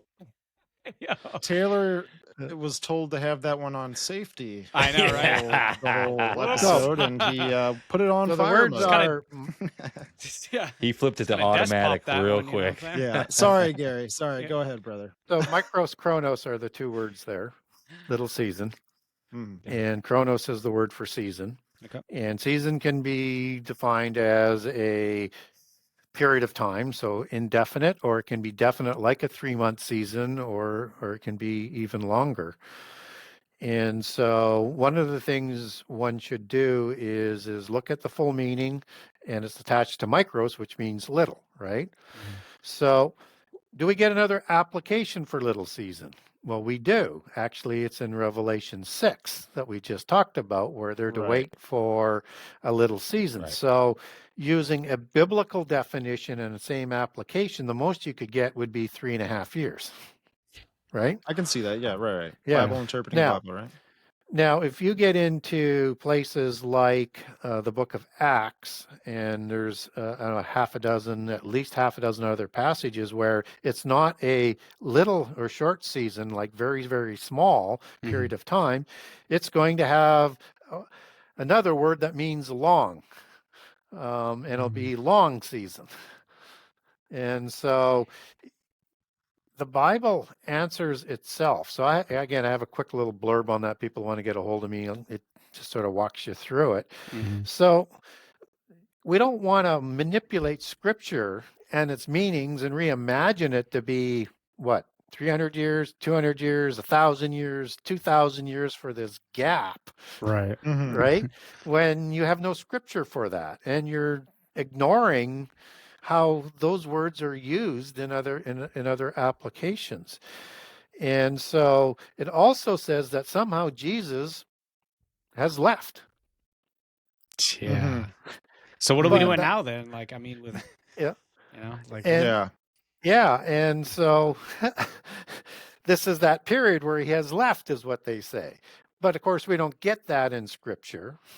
Yeah. In fact, Satan goes out and he raises an army right away in a very little season and takes it to Jerusalem, where Jesus wipes them from the earth. So why does he march to a specific location if Jesus wasn't there? Oh, Right, right. There is a lot of things that raise my curiosity with the concept of that we are in Satan's little season. But I Yep. wanted to ask you this, Gary. What do you think Satan's little season would look like? Well, I think it's a short period of time. Mhm. I think, again, the MO of God and Jesus is to let things play out because they're the Alpha Omega and they're above everything and they know what's going to happen and what they're going to do. But this is part of a weeding out, and it's a humility factor for humankind. So after 1,000-year reign of Jesus, Satan can raise up this great army to rebel against Jesus. Right. And it's to prove that we're no better than angels. And so I think what's going on here is you're going to see Satan displaying some power and creating a plausible for weak faith people or people who just don't want to be part of the system that's in place to latch onto, and he's going to promise them that he is going to be able to deliver them. But I think he's got to do something that raises to a whole new level of deception. And I think he's actually going to say he is God. So in the millennial reign, But we don't get scripture, so we don't have it. So Right. and that word, I was struggling with it for where it's used. It's hekanos in the Greek, which is so it'll be hekanos chronos when it's being used in other application in the New Testament. So you're going to have that in Matthew 25:19, where you get that, Acts 8:11, 14:3, verse 28, and 2 Peter 2:3, where it's also used as heknos, chronos. Where it's used as a longer season. Yes. Interesting. Very interesting. So it's consistent in how it's giving us the language in the Greek. It's consistent in the English too, but people don't want to look at how it's used if it doesn't fit their preconceived conclusion. And there's another word that's in there called kahi that's used throughout the book of Revelation. Not every time, but almost every time where it says and. It's the Greek word kahi, and it is the when. It's the sequential thing that it can also mean also or then, and in this application, it's always the next event that follows that's part of the grouping. Oh, okay. So and what do I mean by saying following the grouping? You have throughout the book of Revelation and the prophetic side, throne scenes and heavenly scenes. So you see what's going on in heaven, then you get the next sequence of events and all these ands to lead those next distinguished sequence after the first one is talked about. Well, you get that at the end of Revelation 19 at Armageddon, where it's going and the false prophet and the Antichrist are thrown into the lake of fire, and you go right into chapter 20, and it starts with and again. You get all of these sequences of events. It's the when.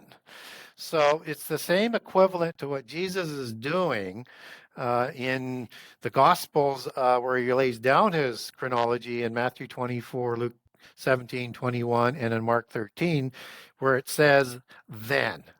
It's not the same word. It's the word toda, and it's again giving you and then this happens. It's the same meaning in the Greek as it is in the English.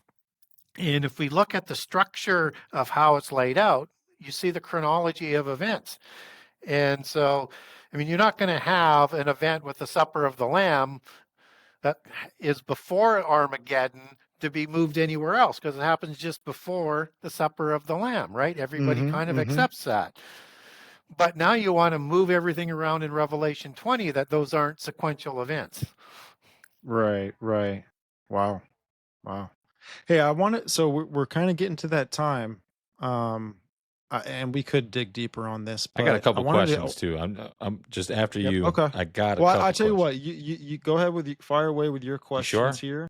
Yeah, You because sure? I do want to kind of end on Okay. because this is All right. it'll All be right. good. Be good. So Gary, do you give any merit to the names of the fallen angels given in Enoch 1? I know that there is secret societies that have gone to their graves with the names of these angels, and they Yeah. wouldn't say who they were because they used them as kind of a medium to do what they did. They gave them powers or whatnot, but they give us these names of these fallen angels. Do you give any merit to that? Yeah, I do, because we get names in Enoch that we know are in the Bible, Right. like Gabriel and Michael. We don't get Satan's name, Mm-hmm. Right. but we get Satan, and Satan's in the plural. And then it gets to be, are all the seven that are said to be the loyal seven angels in the book of Enoch, are they all accurate? Well, hard to know, but Raphael and Uriel are in the old KJV Apocrypha that used to be part of the Bible. Okay. How about So- Azazel and some of the other fallen? Yeah, well, and I think they probably are accurate, and maybe they shouldn't be listed. I don't know, because we don't get any other names of angels in the Bible, right? They're very But- specific. It's a lot of names that are very specific in Yeah. Enoch. But I would argue Hallel is given to us in Isaiah 14. Mm-hmm. And typically angelic names end in EL, Mm-hmm. Sure. Yeah. right? It's like a Yeah. smaller So- god type of thing or something. What we do get is an interesting association and a mystery if you're not given context for it on the Day of Atonement, where you have two goats that are sacrificed. One is for the sins of Israel. And this is part of the prophetic feasts, right? That have know a where you're going chronology with for this. them. And then the second goat is the scapegoat that is, sacrificed into the wilderness Right. that Azazel is associated with, Okay. and no explanation. And so the Hebrew word is Azazel. Okay. So what's that atonement for? Not for Israel. Is it for the rest of the world? Or is it for the antediluvian sins, or both? We don't know, Mhm. because we're not given that sacrifice, but it's important, and it's in the prophetic feasts of the Lord, right? Interesting. Right, It sounds like right. another one of those first offerings, and then the second offering is, or the first brother is sacrificed, and the second Yeah. it's another one Yeah, of that yeah, allegory yeah. type of deal. Very Yeah, interesting. Yeah. And of course, we also have, and that's coming right at the end of the prophetic feast, right? Mm-hmm. With the harvest. And what's also interesting is we have in Matthew 25 with the harvest, after the harvest, the angels are sent to the lake of fire. Right. Yeah. Wow.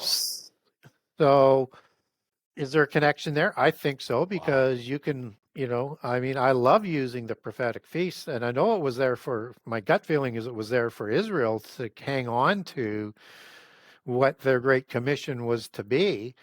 And so when we hear first fruits, maybe we should think about when the first fruits actually happens in terms of the sequence, and what does that do for the timing Wow. Right. in terms right. of Good way to the look at it. resurrection of the first fruits. Yeah. Okay, Yeah. so here's question 2 for you. Are we ready for this? Yeah. Here, question 2. Enoch 1 also. Book of Enoch. We start talking about Mount Hermon, and the fallen angels are what's the word? They're overindulging on the human women, and then they create these giant offspring that are of 3,000 ells tall. What do you consider 3,000 ells? Is this like, are we talking about titans? Did these angels come down here, mate with regular women, and then create titans? Like, what is 3,000 ells to you in the book of Enoch? Well, the one I have is 300 Ls. Okay, there you but go. Who cares? And 300 cubits, as it's in the Aramaic of the Dead Sea Scrolls. And cubits, I think, is put in there because nobody knows what an L is. And the L1 is in the Giaz version or the Giz version out of Ethiopia, which I like to use because it has a few more verses than the Dead Sea Scrolls version. Nobody knows what the measurement of an L is. Gotcha. Yeah, because I've heard it's like 4 feet per L, and I'm like, that's like a mile. It's like that's like a mile tall, dude. Yeah, that's crazy. But 300 cubits, even if it's a standard cubit of 18 inches, would put them at 450 feet tall. Right. But again, I Jeez. don't think it's that either. I think it's an antediluvian measurement, and I don't think it's anywhere near a cubit. So Titans. So you don't believe in the story of Titans that were as tall as mountains? Well, there's different types of Titans. There's the giants that we understand as Nephilim before the flood. Right. But you also have things like the 100-handed Titans. These were monstrous creations, but they're created differently. They're created from some sort of creation within two gods and something else, probably some sort of DNA or some other type of animal. A megalodon mixed with Nimrod. Oh my gosh. Right. Street sharks. Yeah. That's so wild. whatever they are is something that's different. They may have been that size. Right. I mean, we don't know. We don't have any sort of physical. I tend to that we believe know of. there used to be like Titans, like as big as freaking like islands and I love the stuff petrified. sometimes. You know, I know trees get petrified. I've seen petrified rhinos. Yep. They would be, without whatever's added in, if there is, they would be considered gods in the physical world. No doubt. Because they're created within the physical world. Like offspring gods, if they're actually reproduced, would be, equivalent to the parent gods. But I don't think that they produce more gods. I think that's just how that sort of allegory is almost is like set Hercules down. or something, but they couldn't produce.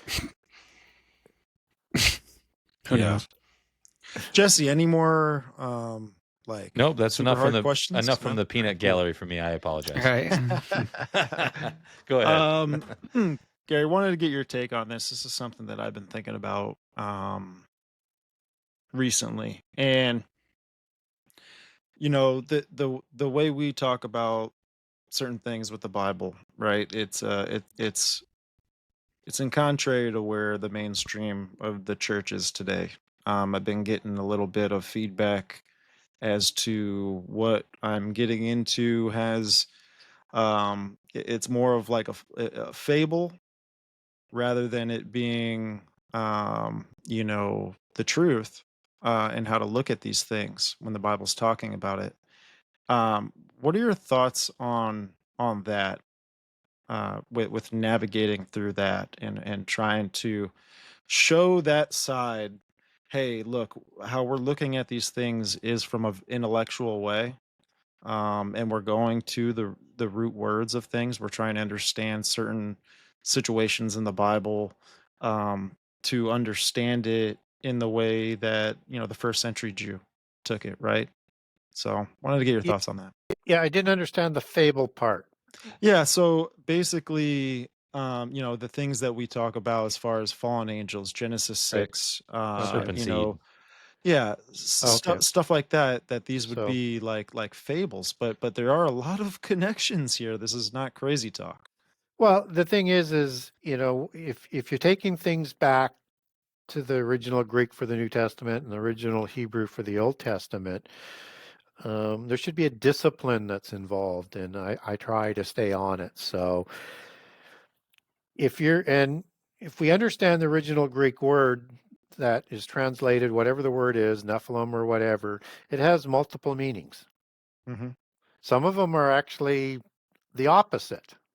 So like, where Mount Hermon comes from, it's rooted in Hebrew haram, and it has several words that are closely associated, meaning curse and accursed, but also as a word that is a definition that would be, sacred, as the opposite meaning. But that's where Mount Hermon gets its name from, is from, haram anathema, haram, Charem or Erem, and anathema is an ecclesiastical curse. So this is the mount of the curse or the accursed, however you want to translate that. And the original name was changed from Sion or Sirion or Sinir or Saphon to Mount Hermon because of what happened there. But that starts, just that little example starts to show some additional context and histories that to understand things in the shoes of the people before. But here's the discipline that I like to do, is that you cannot create a conflict within the sentence that you're taking one of the other alternate meanings of the word to. It cannot create a conflict there. It cannot create a conflict within the verse that it's in, or within the chapter that it's in, or any other chapter or verse in the Bible. Right. So if you're going to expand on the meaning or say, I don't like that translation and I think this fits better, we have to show that kind of discipline, lest we are risking manipulating the Bible.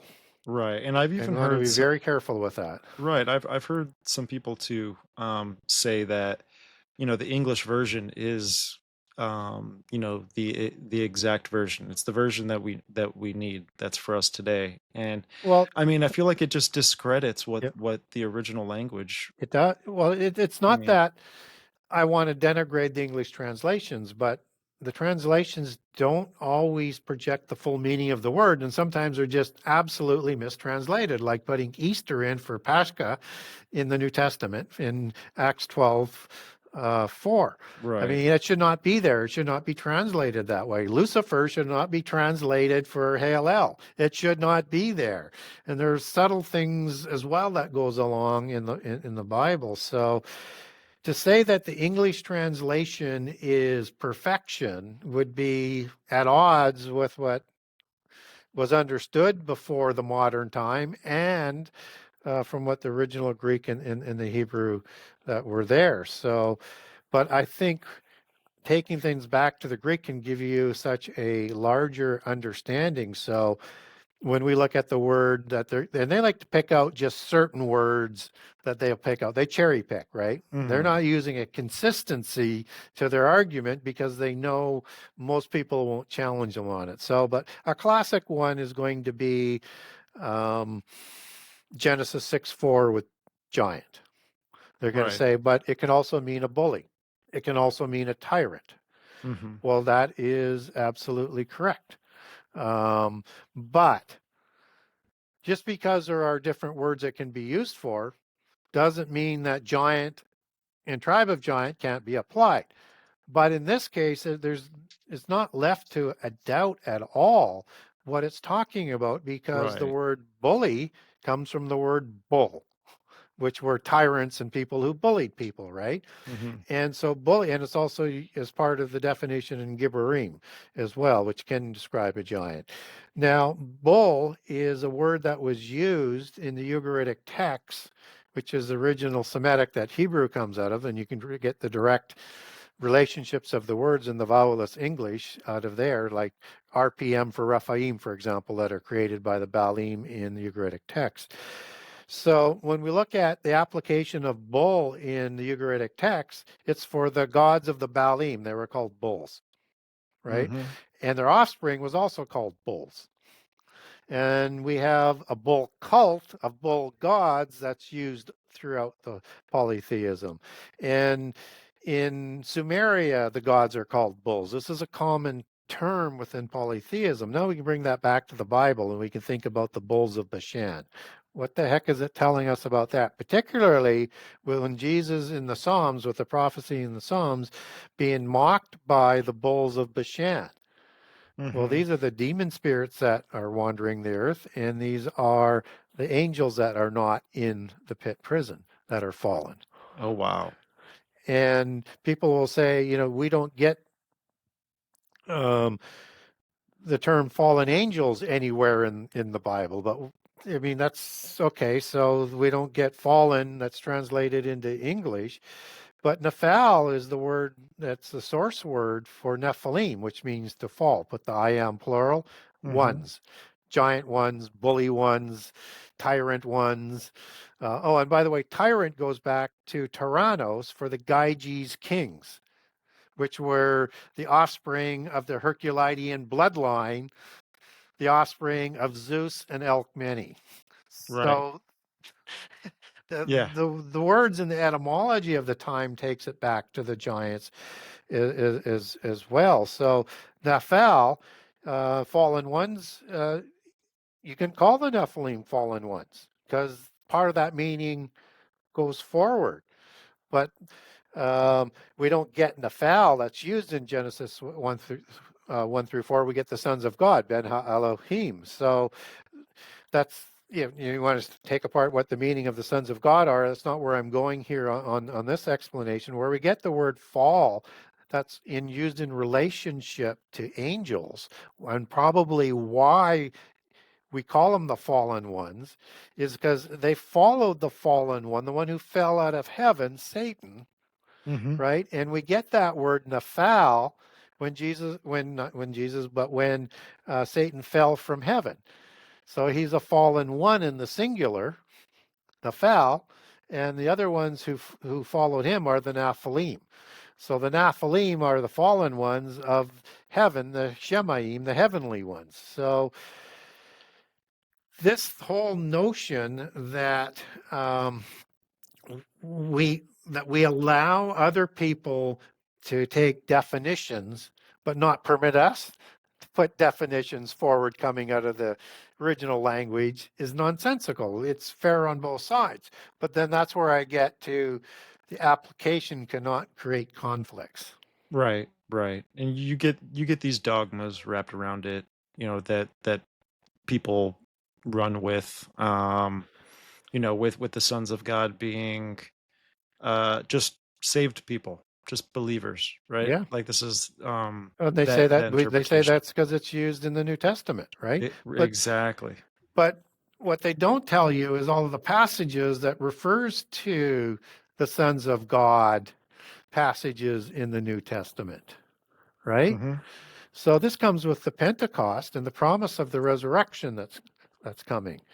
And the passages in various passages around the Bible say that when we are resurrected wherever you fall in the resurrection sequence for immortality, we will be raised up to be like angels, right? That's a prophecy.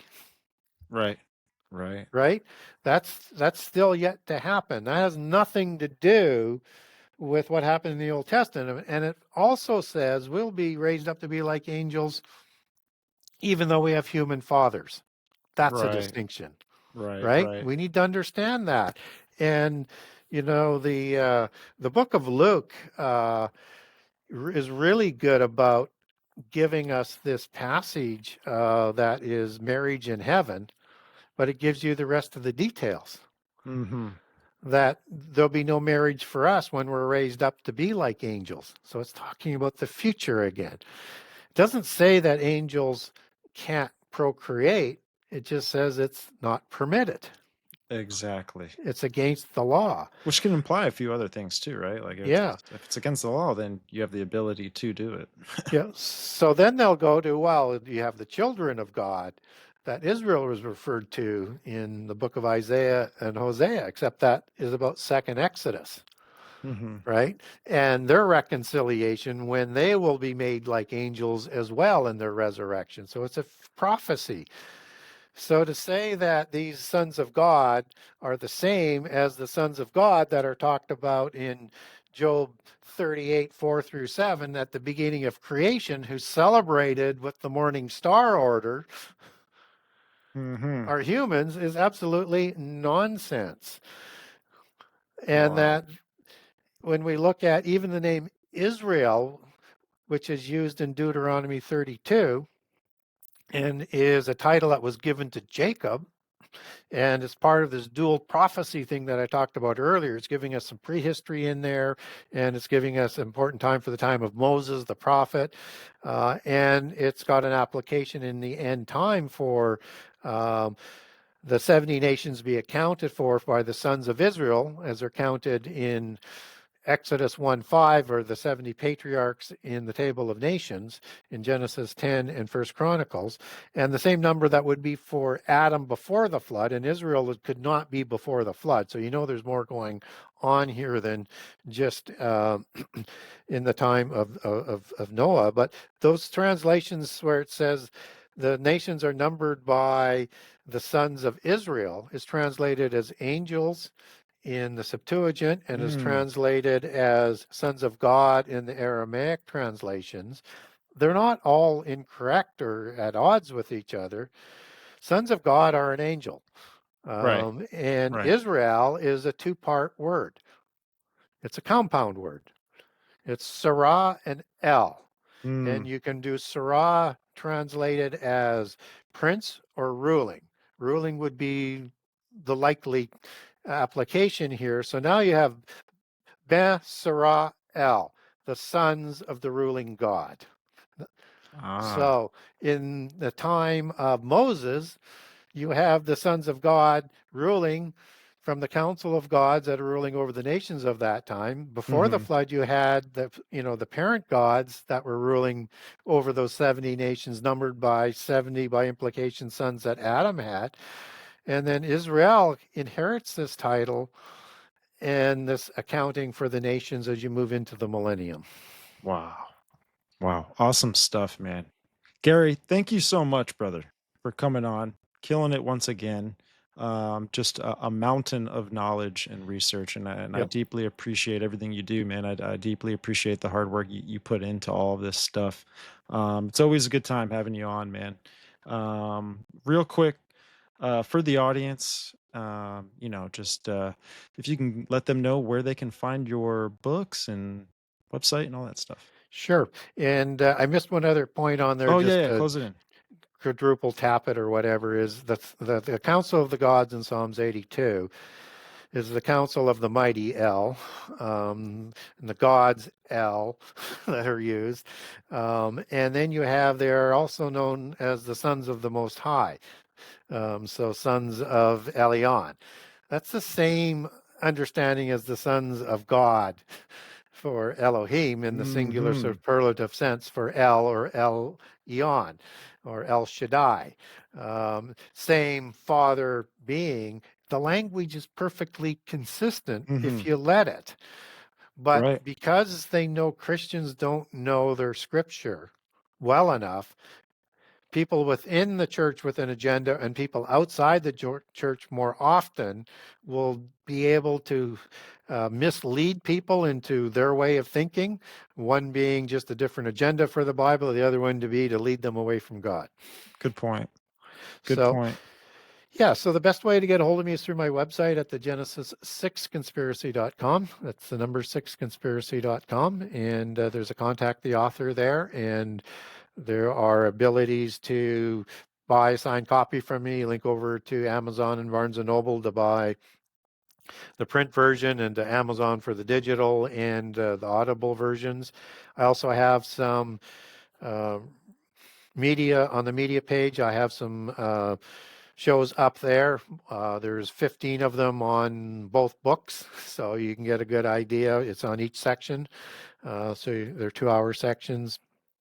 And I also have a couple other ones up there as well, one on Tolkien and Lewis, just to create some disturbance out there, and one that was done by the Now UCT people when I was first starting out, and was done, I think, a really good job, and it's just had so many views over the years, so I like to keep that one up there just for my own memorabilia, so to speak. Awesome, man. Dude, me and Jesse we were talking the other day, and we looked at your audiobook. Oh, and it's yeah. 32 hours. I think 36. Something like that. 36 hours. Yeah, I told him, I'm like, wow. I had David Goggins. He's the only Audible I've ever listened to. A lot of the stuff I just get for free off of YouTube or Spotify. as far as audible books goes. I don't have to buy them, but I was like, it was the era of David Goggins' come up. I don't know. Do you know who David Goggins is? No. So David Goggins is like this motivational speaker, but he was a Navy SEAL, and he had a really rough childhood, and he was an outcast, and he had a really rough upbringing. So it's just a story about his life, and that story about David Goggins' whole life is 13 hours long. And then I go and look at your Put book, it in perspective, and it's triple that, and I was cracking up. I was just Yeah, laughing. that cracked me up. I was laughing. Yeah. You So told me that. I was like, oh man. and which is why it was so difficult to get them done. Oh, I can't Oh, imagine. The sure. cost and the risk factor and the difficulty with the words and the things being talked about. It took a long time to get a Golly. producer to I do was it. So. I bet. I was thinking that, and I'm like, well, just from reading your book, I also looked up about 80 words that I had no idea existed. But I'm smarter now because of that. Yeah. Almost need like a Hebrew concordance book just to like go through. Oh, yeah. that. Yeah. Yeah. Well, I was thinking, I was like, man, if I was to have to read your book in an audio form, oh my goodness, I Yeah, dude. definitely have a lot of takes, a Yeah. lot of editing. Yeah. Yeah. But oh man, did you go so deep into it, man? And I really love it, man. Hopefully we can. I think you said you were going on vacation or some point for a Yeah, few months. Well, So- I do shows over the summer, but only audio because I'm at my cottage. Ah, And okay. Nice. upload just isn't good enough for a video record. So, Okay, so Doing some hopefully we can fishing this summer? catch you again. Absolutely. Heck yeah. Nice. There you go. Sounds fun, man. Definitely got to decompress with Yeah. All that you know, information overload. all that stuff in your head there. But folks, go check out his stuff and his books. They're awesome, and they'll last a lifetime. But More Taylor's than a gonna yeah, exactly, yeah. Well, I personally like getting books too, because Yeah. I can pass them down through my family if I want to, and There you I go. mean, my kids can Yeah. pick and choose what daddy Right. read back in the day. If the you know? power That's grid, right. if the power grid shuts Yeah. down, you got the book. Right? Yep. You're You got going to the listen one. to Yep. Gary Wayne, son. Yeah. Yeah. My great grand You my ready for this, buddy? great-grandchild Tune opens in, up bad boy. Genesis 6 conspiracy, and we'll never be the same, I promise.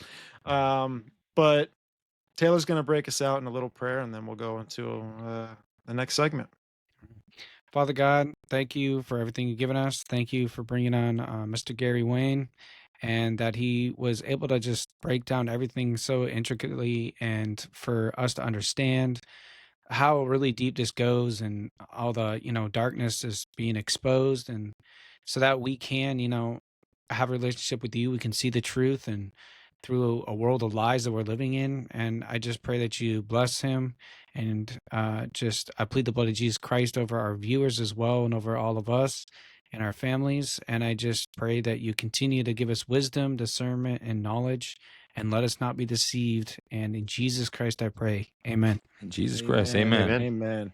It's crazy, Gary. A lot of people love your stuff, man. The last The legend. episode that we did with you, it's got the most views. Yeah, I think it's it's the most biggest, yep. searched. I mean, Yep. it's really awesome, man. Yeah, you look at the Definitely- data. The data is all browse. It Everybody's is. looking It for is. Gary. It is, and a lot of It's the truth. a lot of people that are fans of you too, man. That they're leaving comments, and they're like, love looking up Gary's stuff, all this kind of stuff. Yeah. So wanted to Yep. share that with you a little bit. Thank you. Thank Yeah, you. man. I do have a loyal following out there. So. There you go. Very nice, very nice, well deserved. Yeah, All right, folks. absolutely. Gary Wayne, everyone, go check out his stuff. Golly, getting on to me in the freaking green room, huh? Getting on to me in the That's green what I do. room. I'm gonna call you out. Stirring the pot, baby. Call People me don't out. even know what we're You- talking about. You don't even know what you're talking about. You don't even know who you are. Nuh-uh. Folks, What? Gary Wayne, everyone. Oh my goodness. Gonna have to go back to that and re-listen to that probably 7 or 8, 9 times. Yeah, no kidding. Nah, dude, he kills it, man. Every time comes I on, gets into that mode, and Dude. watch out. Big snowplow will come You through. could just say anything to him. You could I do. know. You could say, Gary, one word. I'm going to say know, one yeah. word. He'll break I down want the you to run- origin of the Honestly, word dude, Gary. I want you to run with whatever snowman, and he'd Yeah. just be like, I'm gonna tell you how "Whoa." hilarious this was. We brought up joking. You brought up joking around beekeeping, Yeah. and then Joking. we got into like everything about bees, and then hornets, and then Yeah. symbolism, and then occultism and paganism, and then all this other stuff. It was awesome. Himself, he was like, he was being humble, and he was like, if we're going to talk about beekeeping specifically, I'm not going to be able to carry on much of a conversation. And then he was like, well, on the other hand, let's talk about this for 2 hours. Right. It's like Yeah, the Christian Wikipedia out here, dog. Right. It's So much fun, man. So much Oh, fun, man. dude. Heavy It's so hitter, funny. man. What if he just like pops in and he's like just starts going off again Right. about something, dude? And one what I last forgot thing. about? Yeah. It's like he's like, you're gonna cut me off again, Steven. I'm gonna, Right. like, oh, dude, I didn't know you were. I'm gonna You're have to still throw that going. 37-hour You audio Oh, had book at to you. man. tie the bow on that So one. good, dude. Yeah. Good stuff, man. I love having him on. Yeah, Can't wait to Chris. have him on again Legend. after all of that fun stuff he's about to go He's through our and relax and he's our decompress. most searched guest we've ever had on the show. Oh yeah. By far, when you look at our data, the browse feature, the percentage of people that found that episode, and then you go and just type in Gary Wayne, guy is on a campaign. The man is campaigning. Oh yeah. His all of his work, his compiled work, is just so incredible. I feel like Craig Hunt will get to that eventually. You Yeah. know, he Craig could. Hunt's Yeah. building that Yeah. up. Craig's a lot awesome, too. man. Yeah. So cool stuff, guys. I don't remember what we talked about, but it was all awesome. And no, I'm just kidding. Gary's like the AI man. of. Oh yeah, you brought he's that got up. the That's hilarious. Neuralink, dude. Right, He's just like he's locked in, baby. Right? It's like, yeah, page 43, Page 43, line 7. excerpt. word Stevie, I 13. love how you ended that, and I knew I kind of felt you were going to go that way. Yeah. We got to get Scotty back on the show. Gotta get Scotty yeah. on, man. You know, we need to just talk about these things because Absolutely. Right.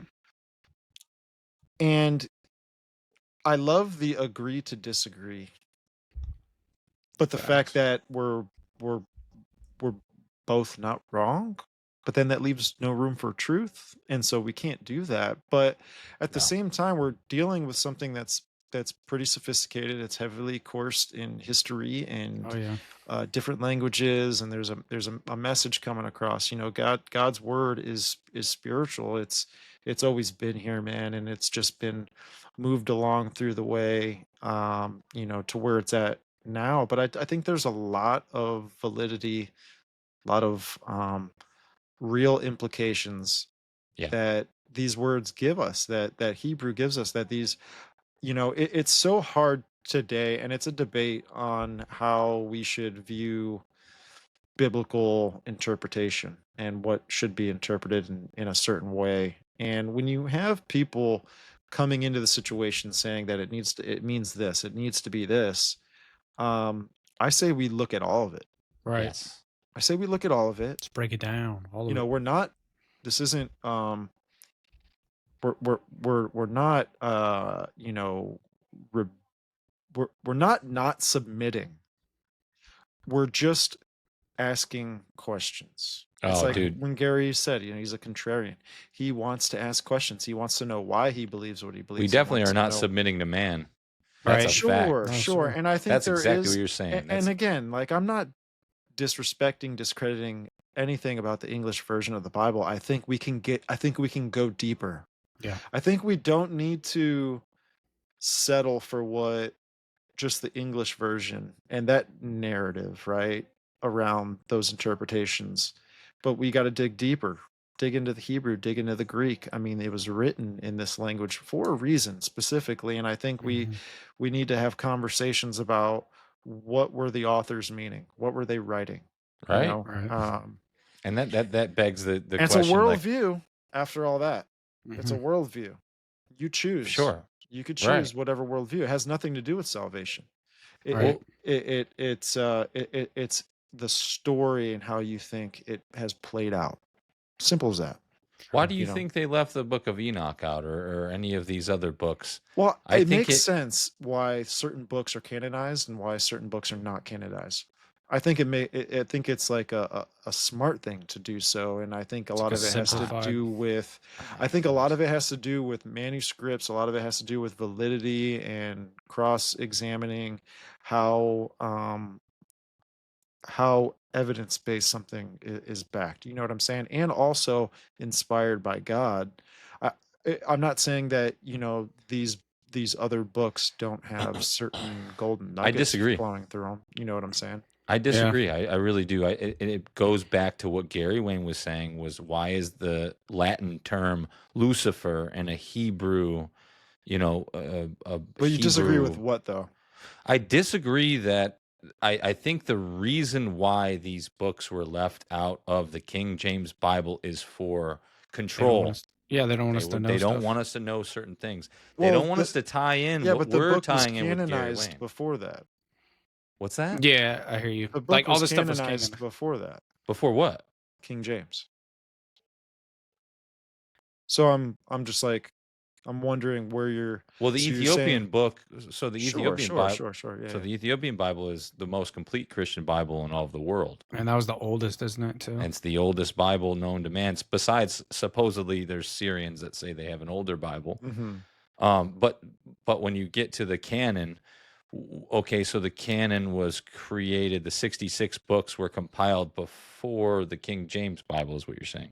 Yeah, Okay, I believe so. I mean, if I'm wrong, I'm wrong. the but Reformation. I believe that. Yeah, like that was in the timeline of things. I think that's how it played out. And okay, Yeah, and then you had what I think is where King James went ahead and got all of his all the multiple scholars and right. translators that he went and got, and yeah, those books aren't included. You know, I mean, Maybe they weren't known about to a lot of these guys. Again, it goes all the way back to how do we know if this is, you know, what's Valid. the word? Valid, yes, but forgery, not forgery, Right. Gnosticism, this, that. I think things can True. get mixed up a little bit. It's just that the canon is more backbone.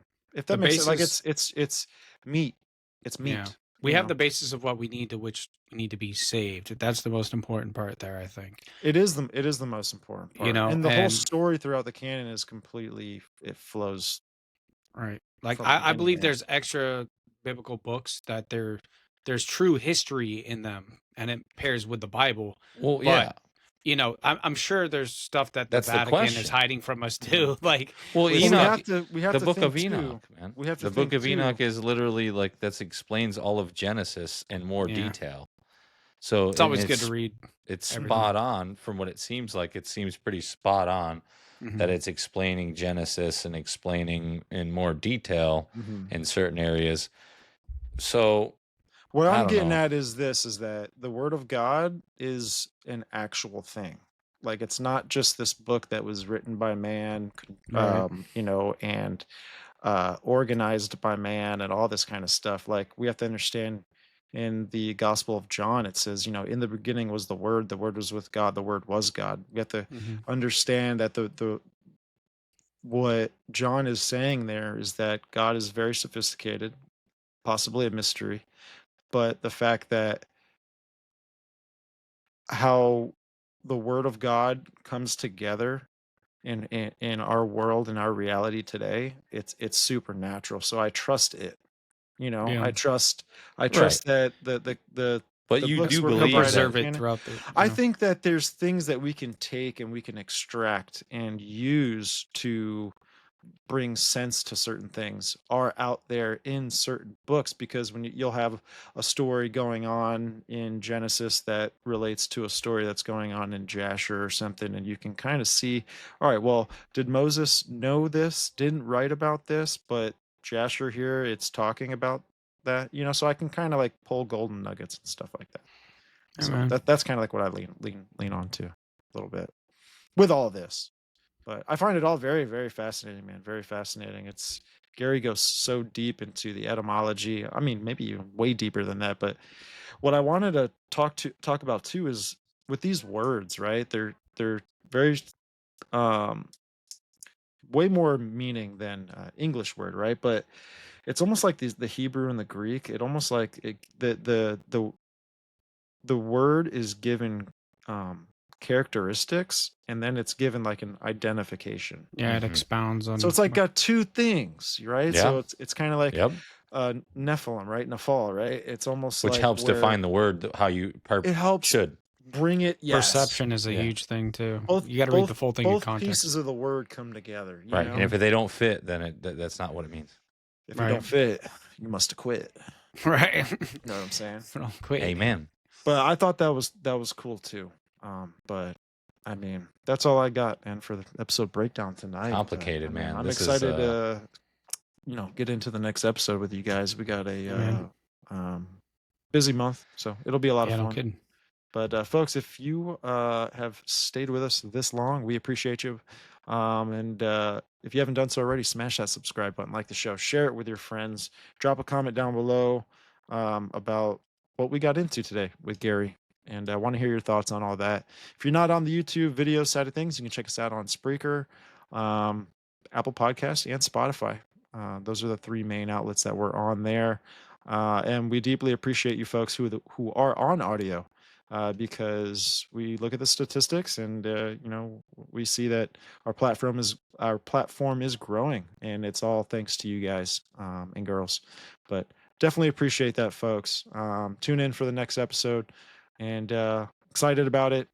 And blessings to you, your family, and God bless everybody. Peace and love, everyone. See you next time. See you.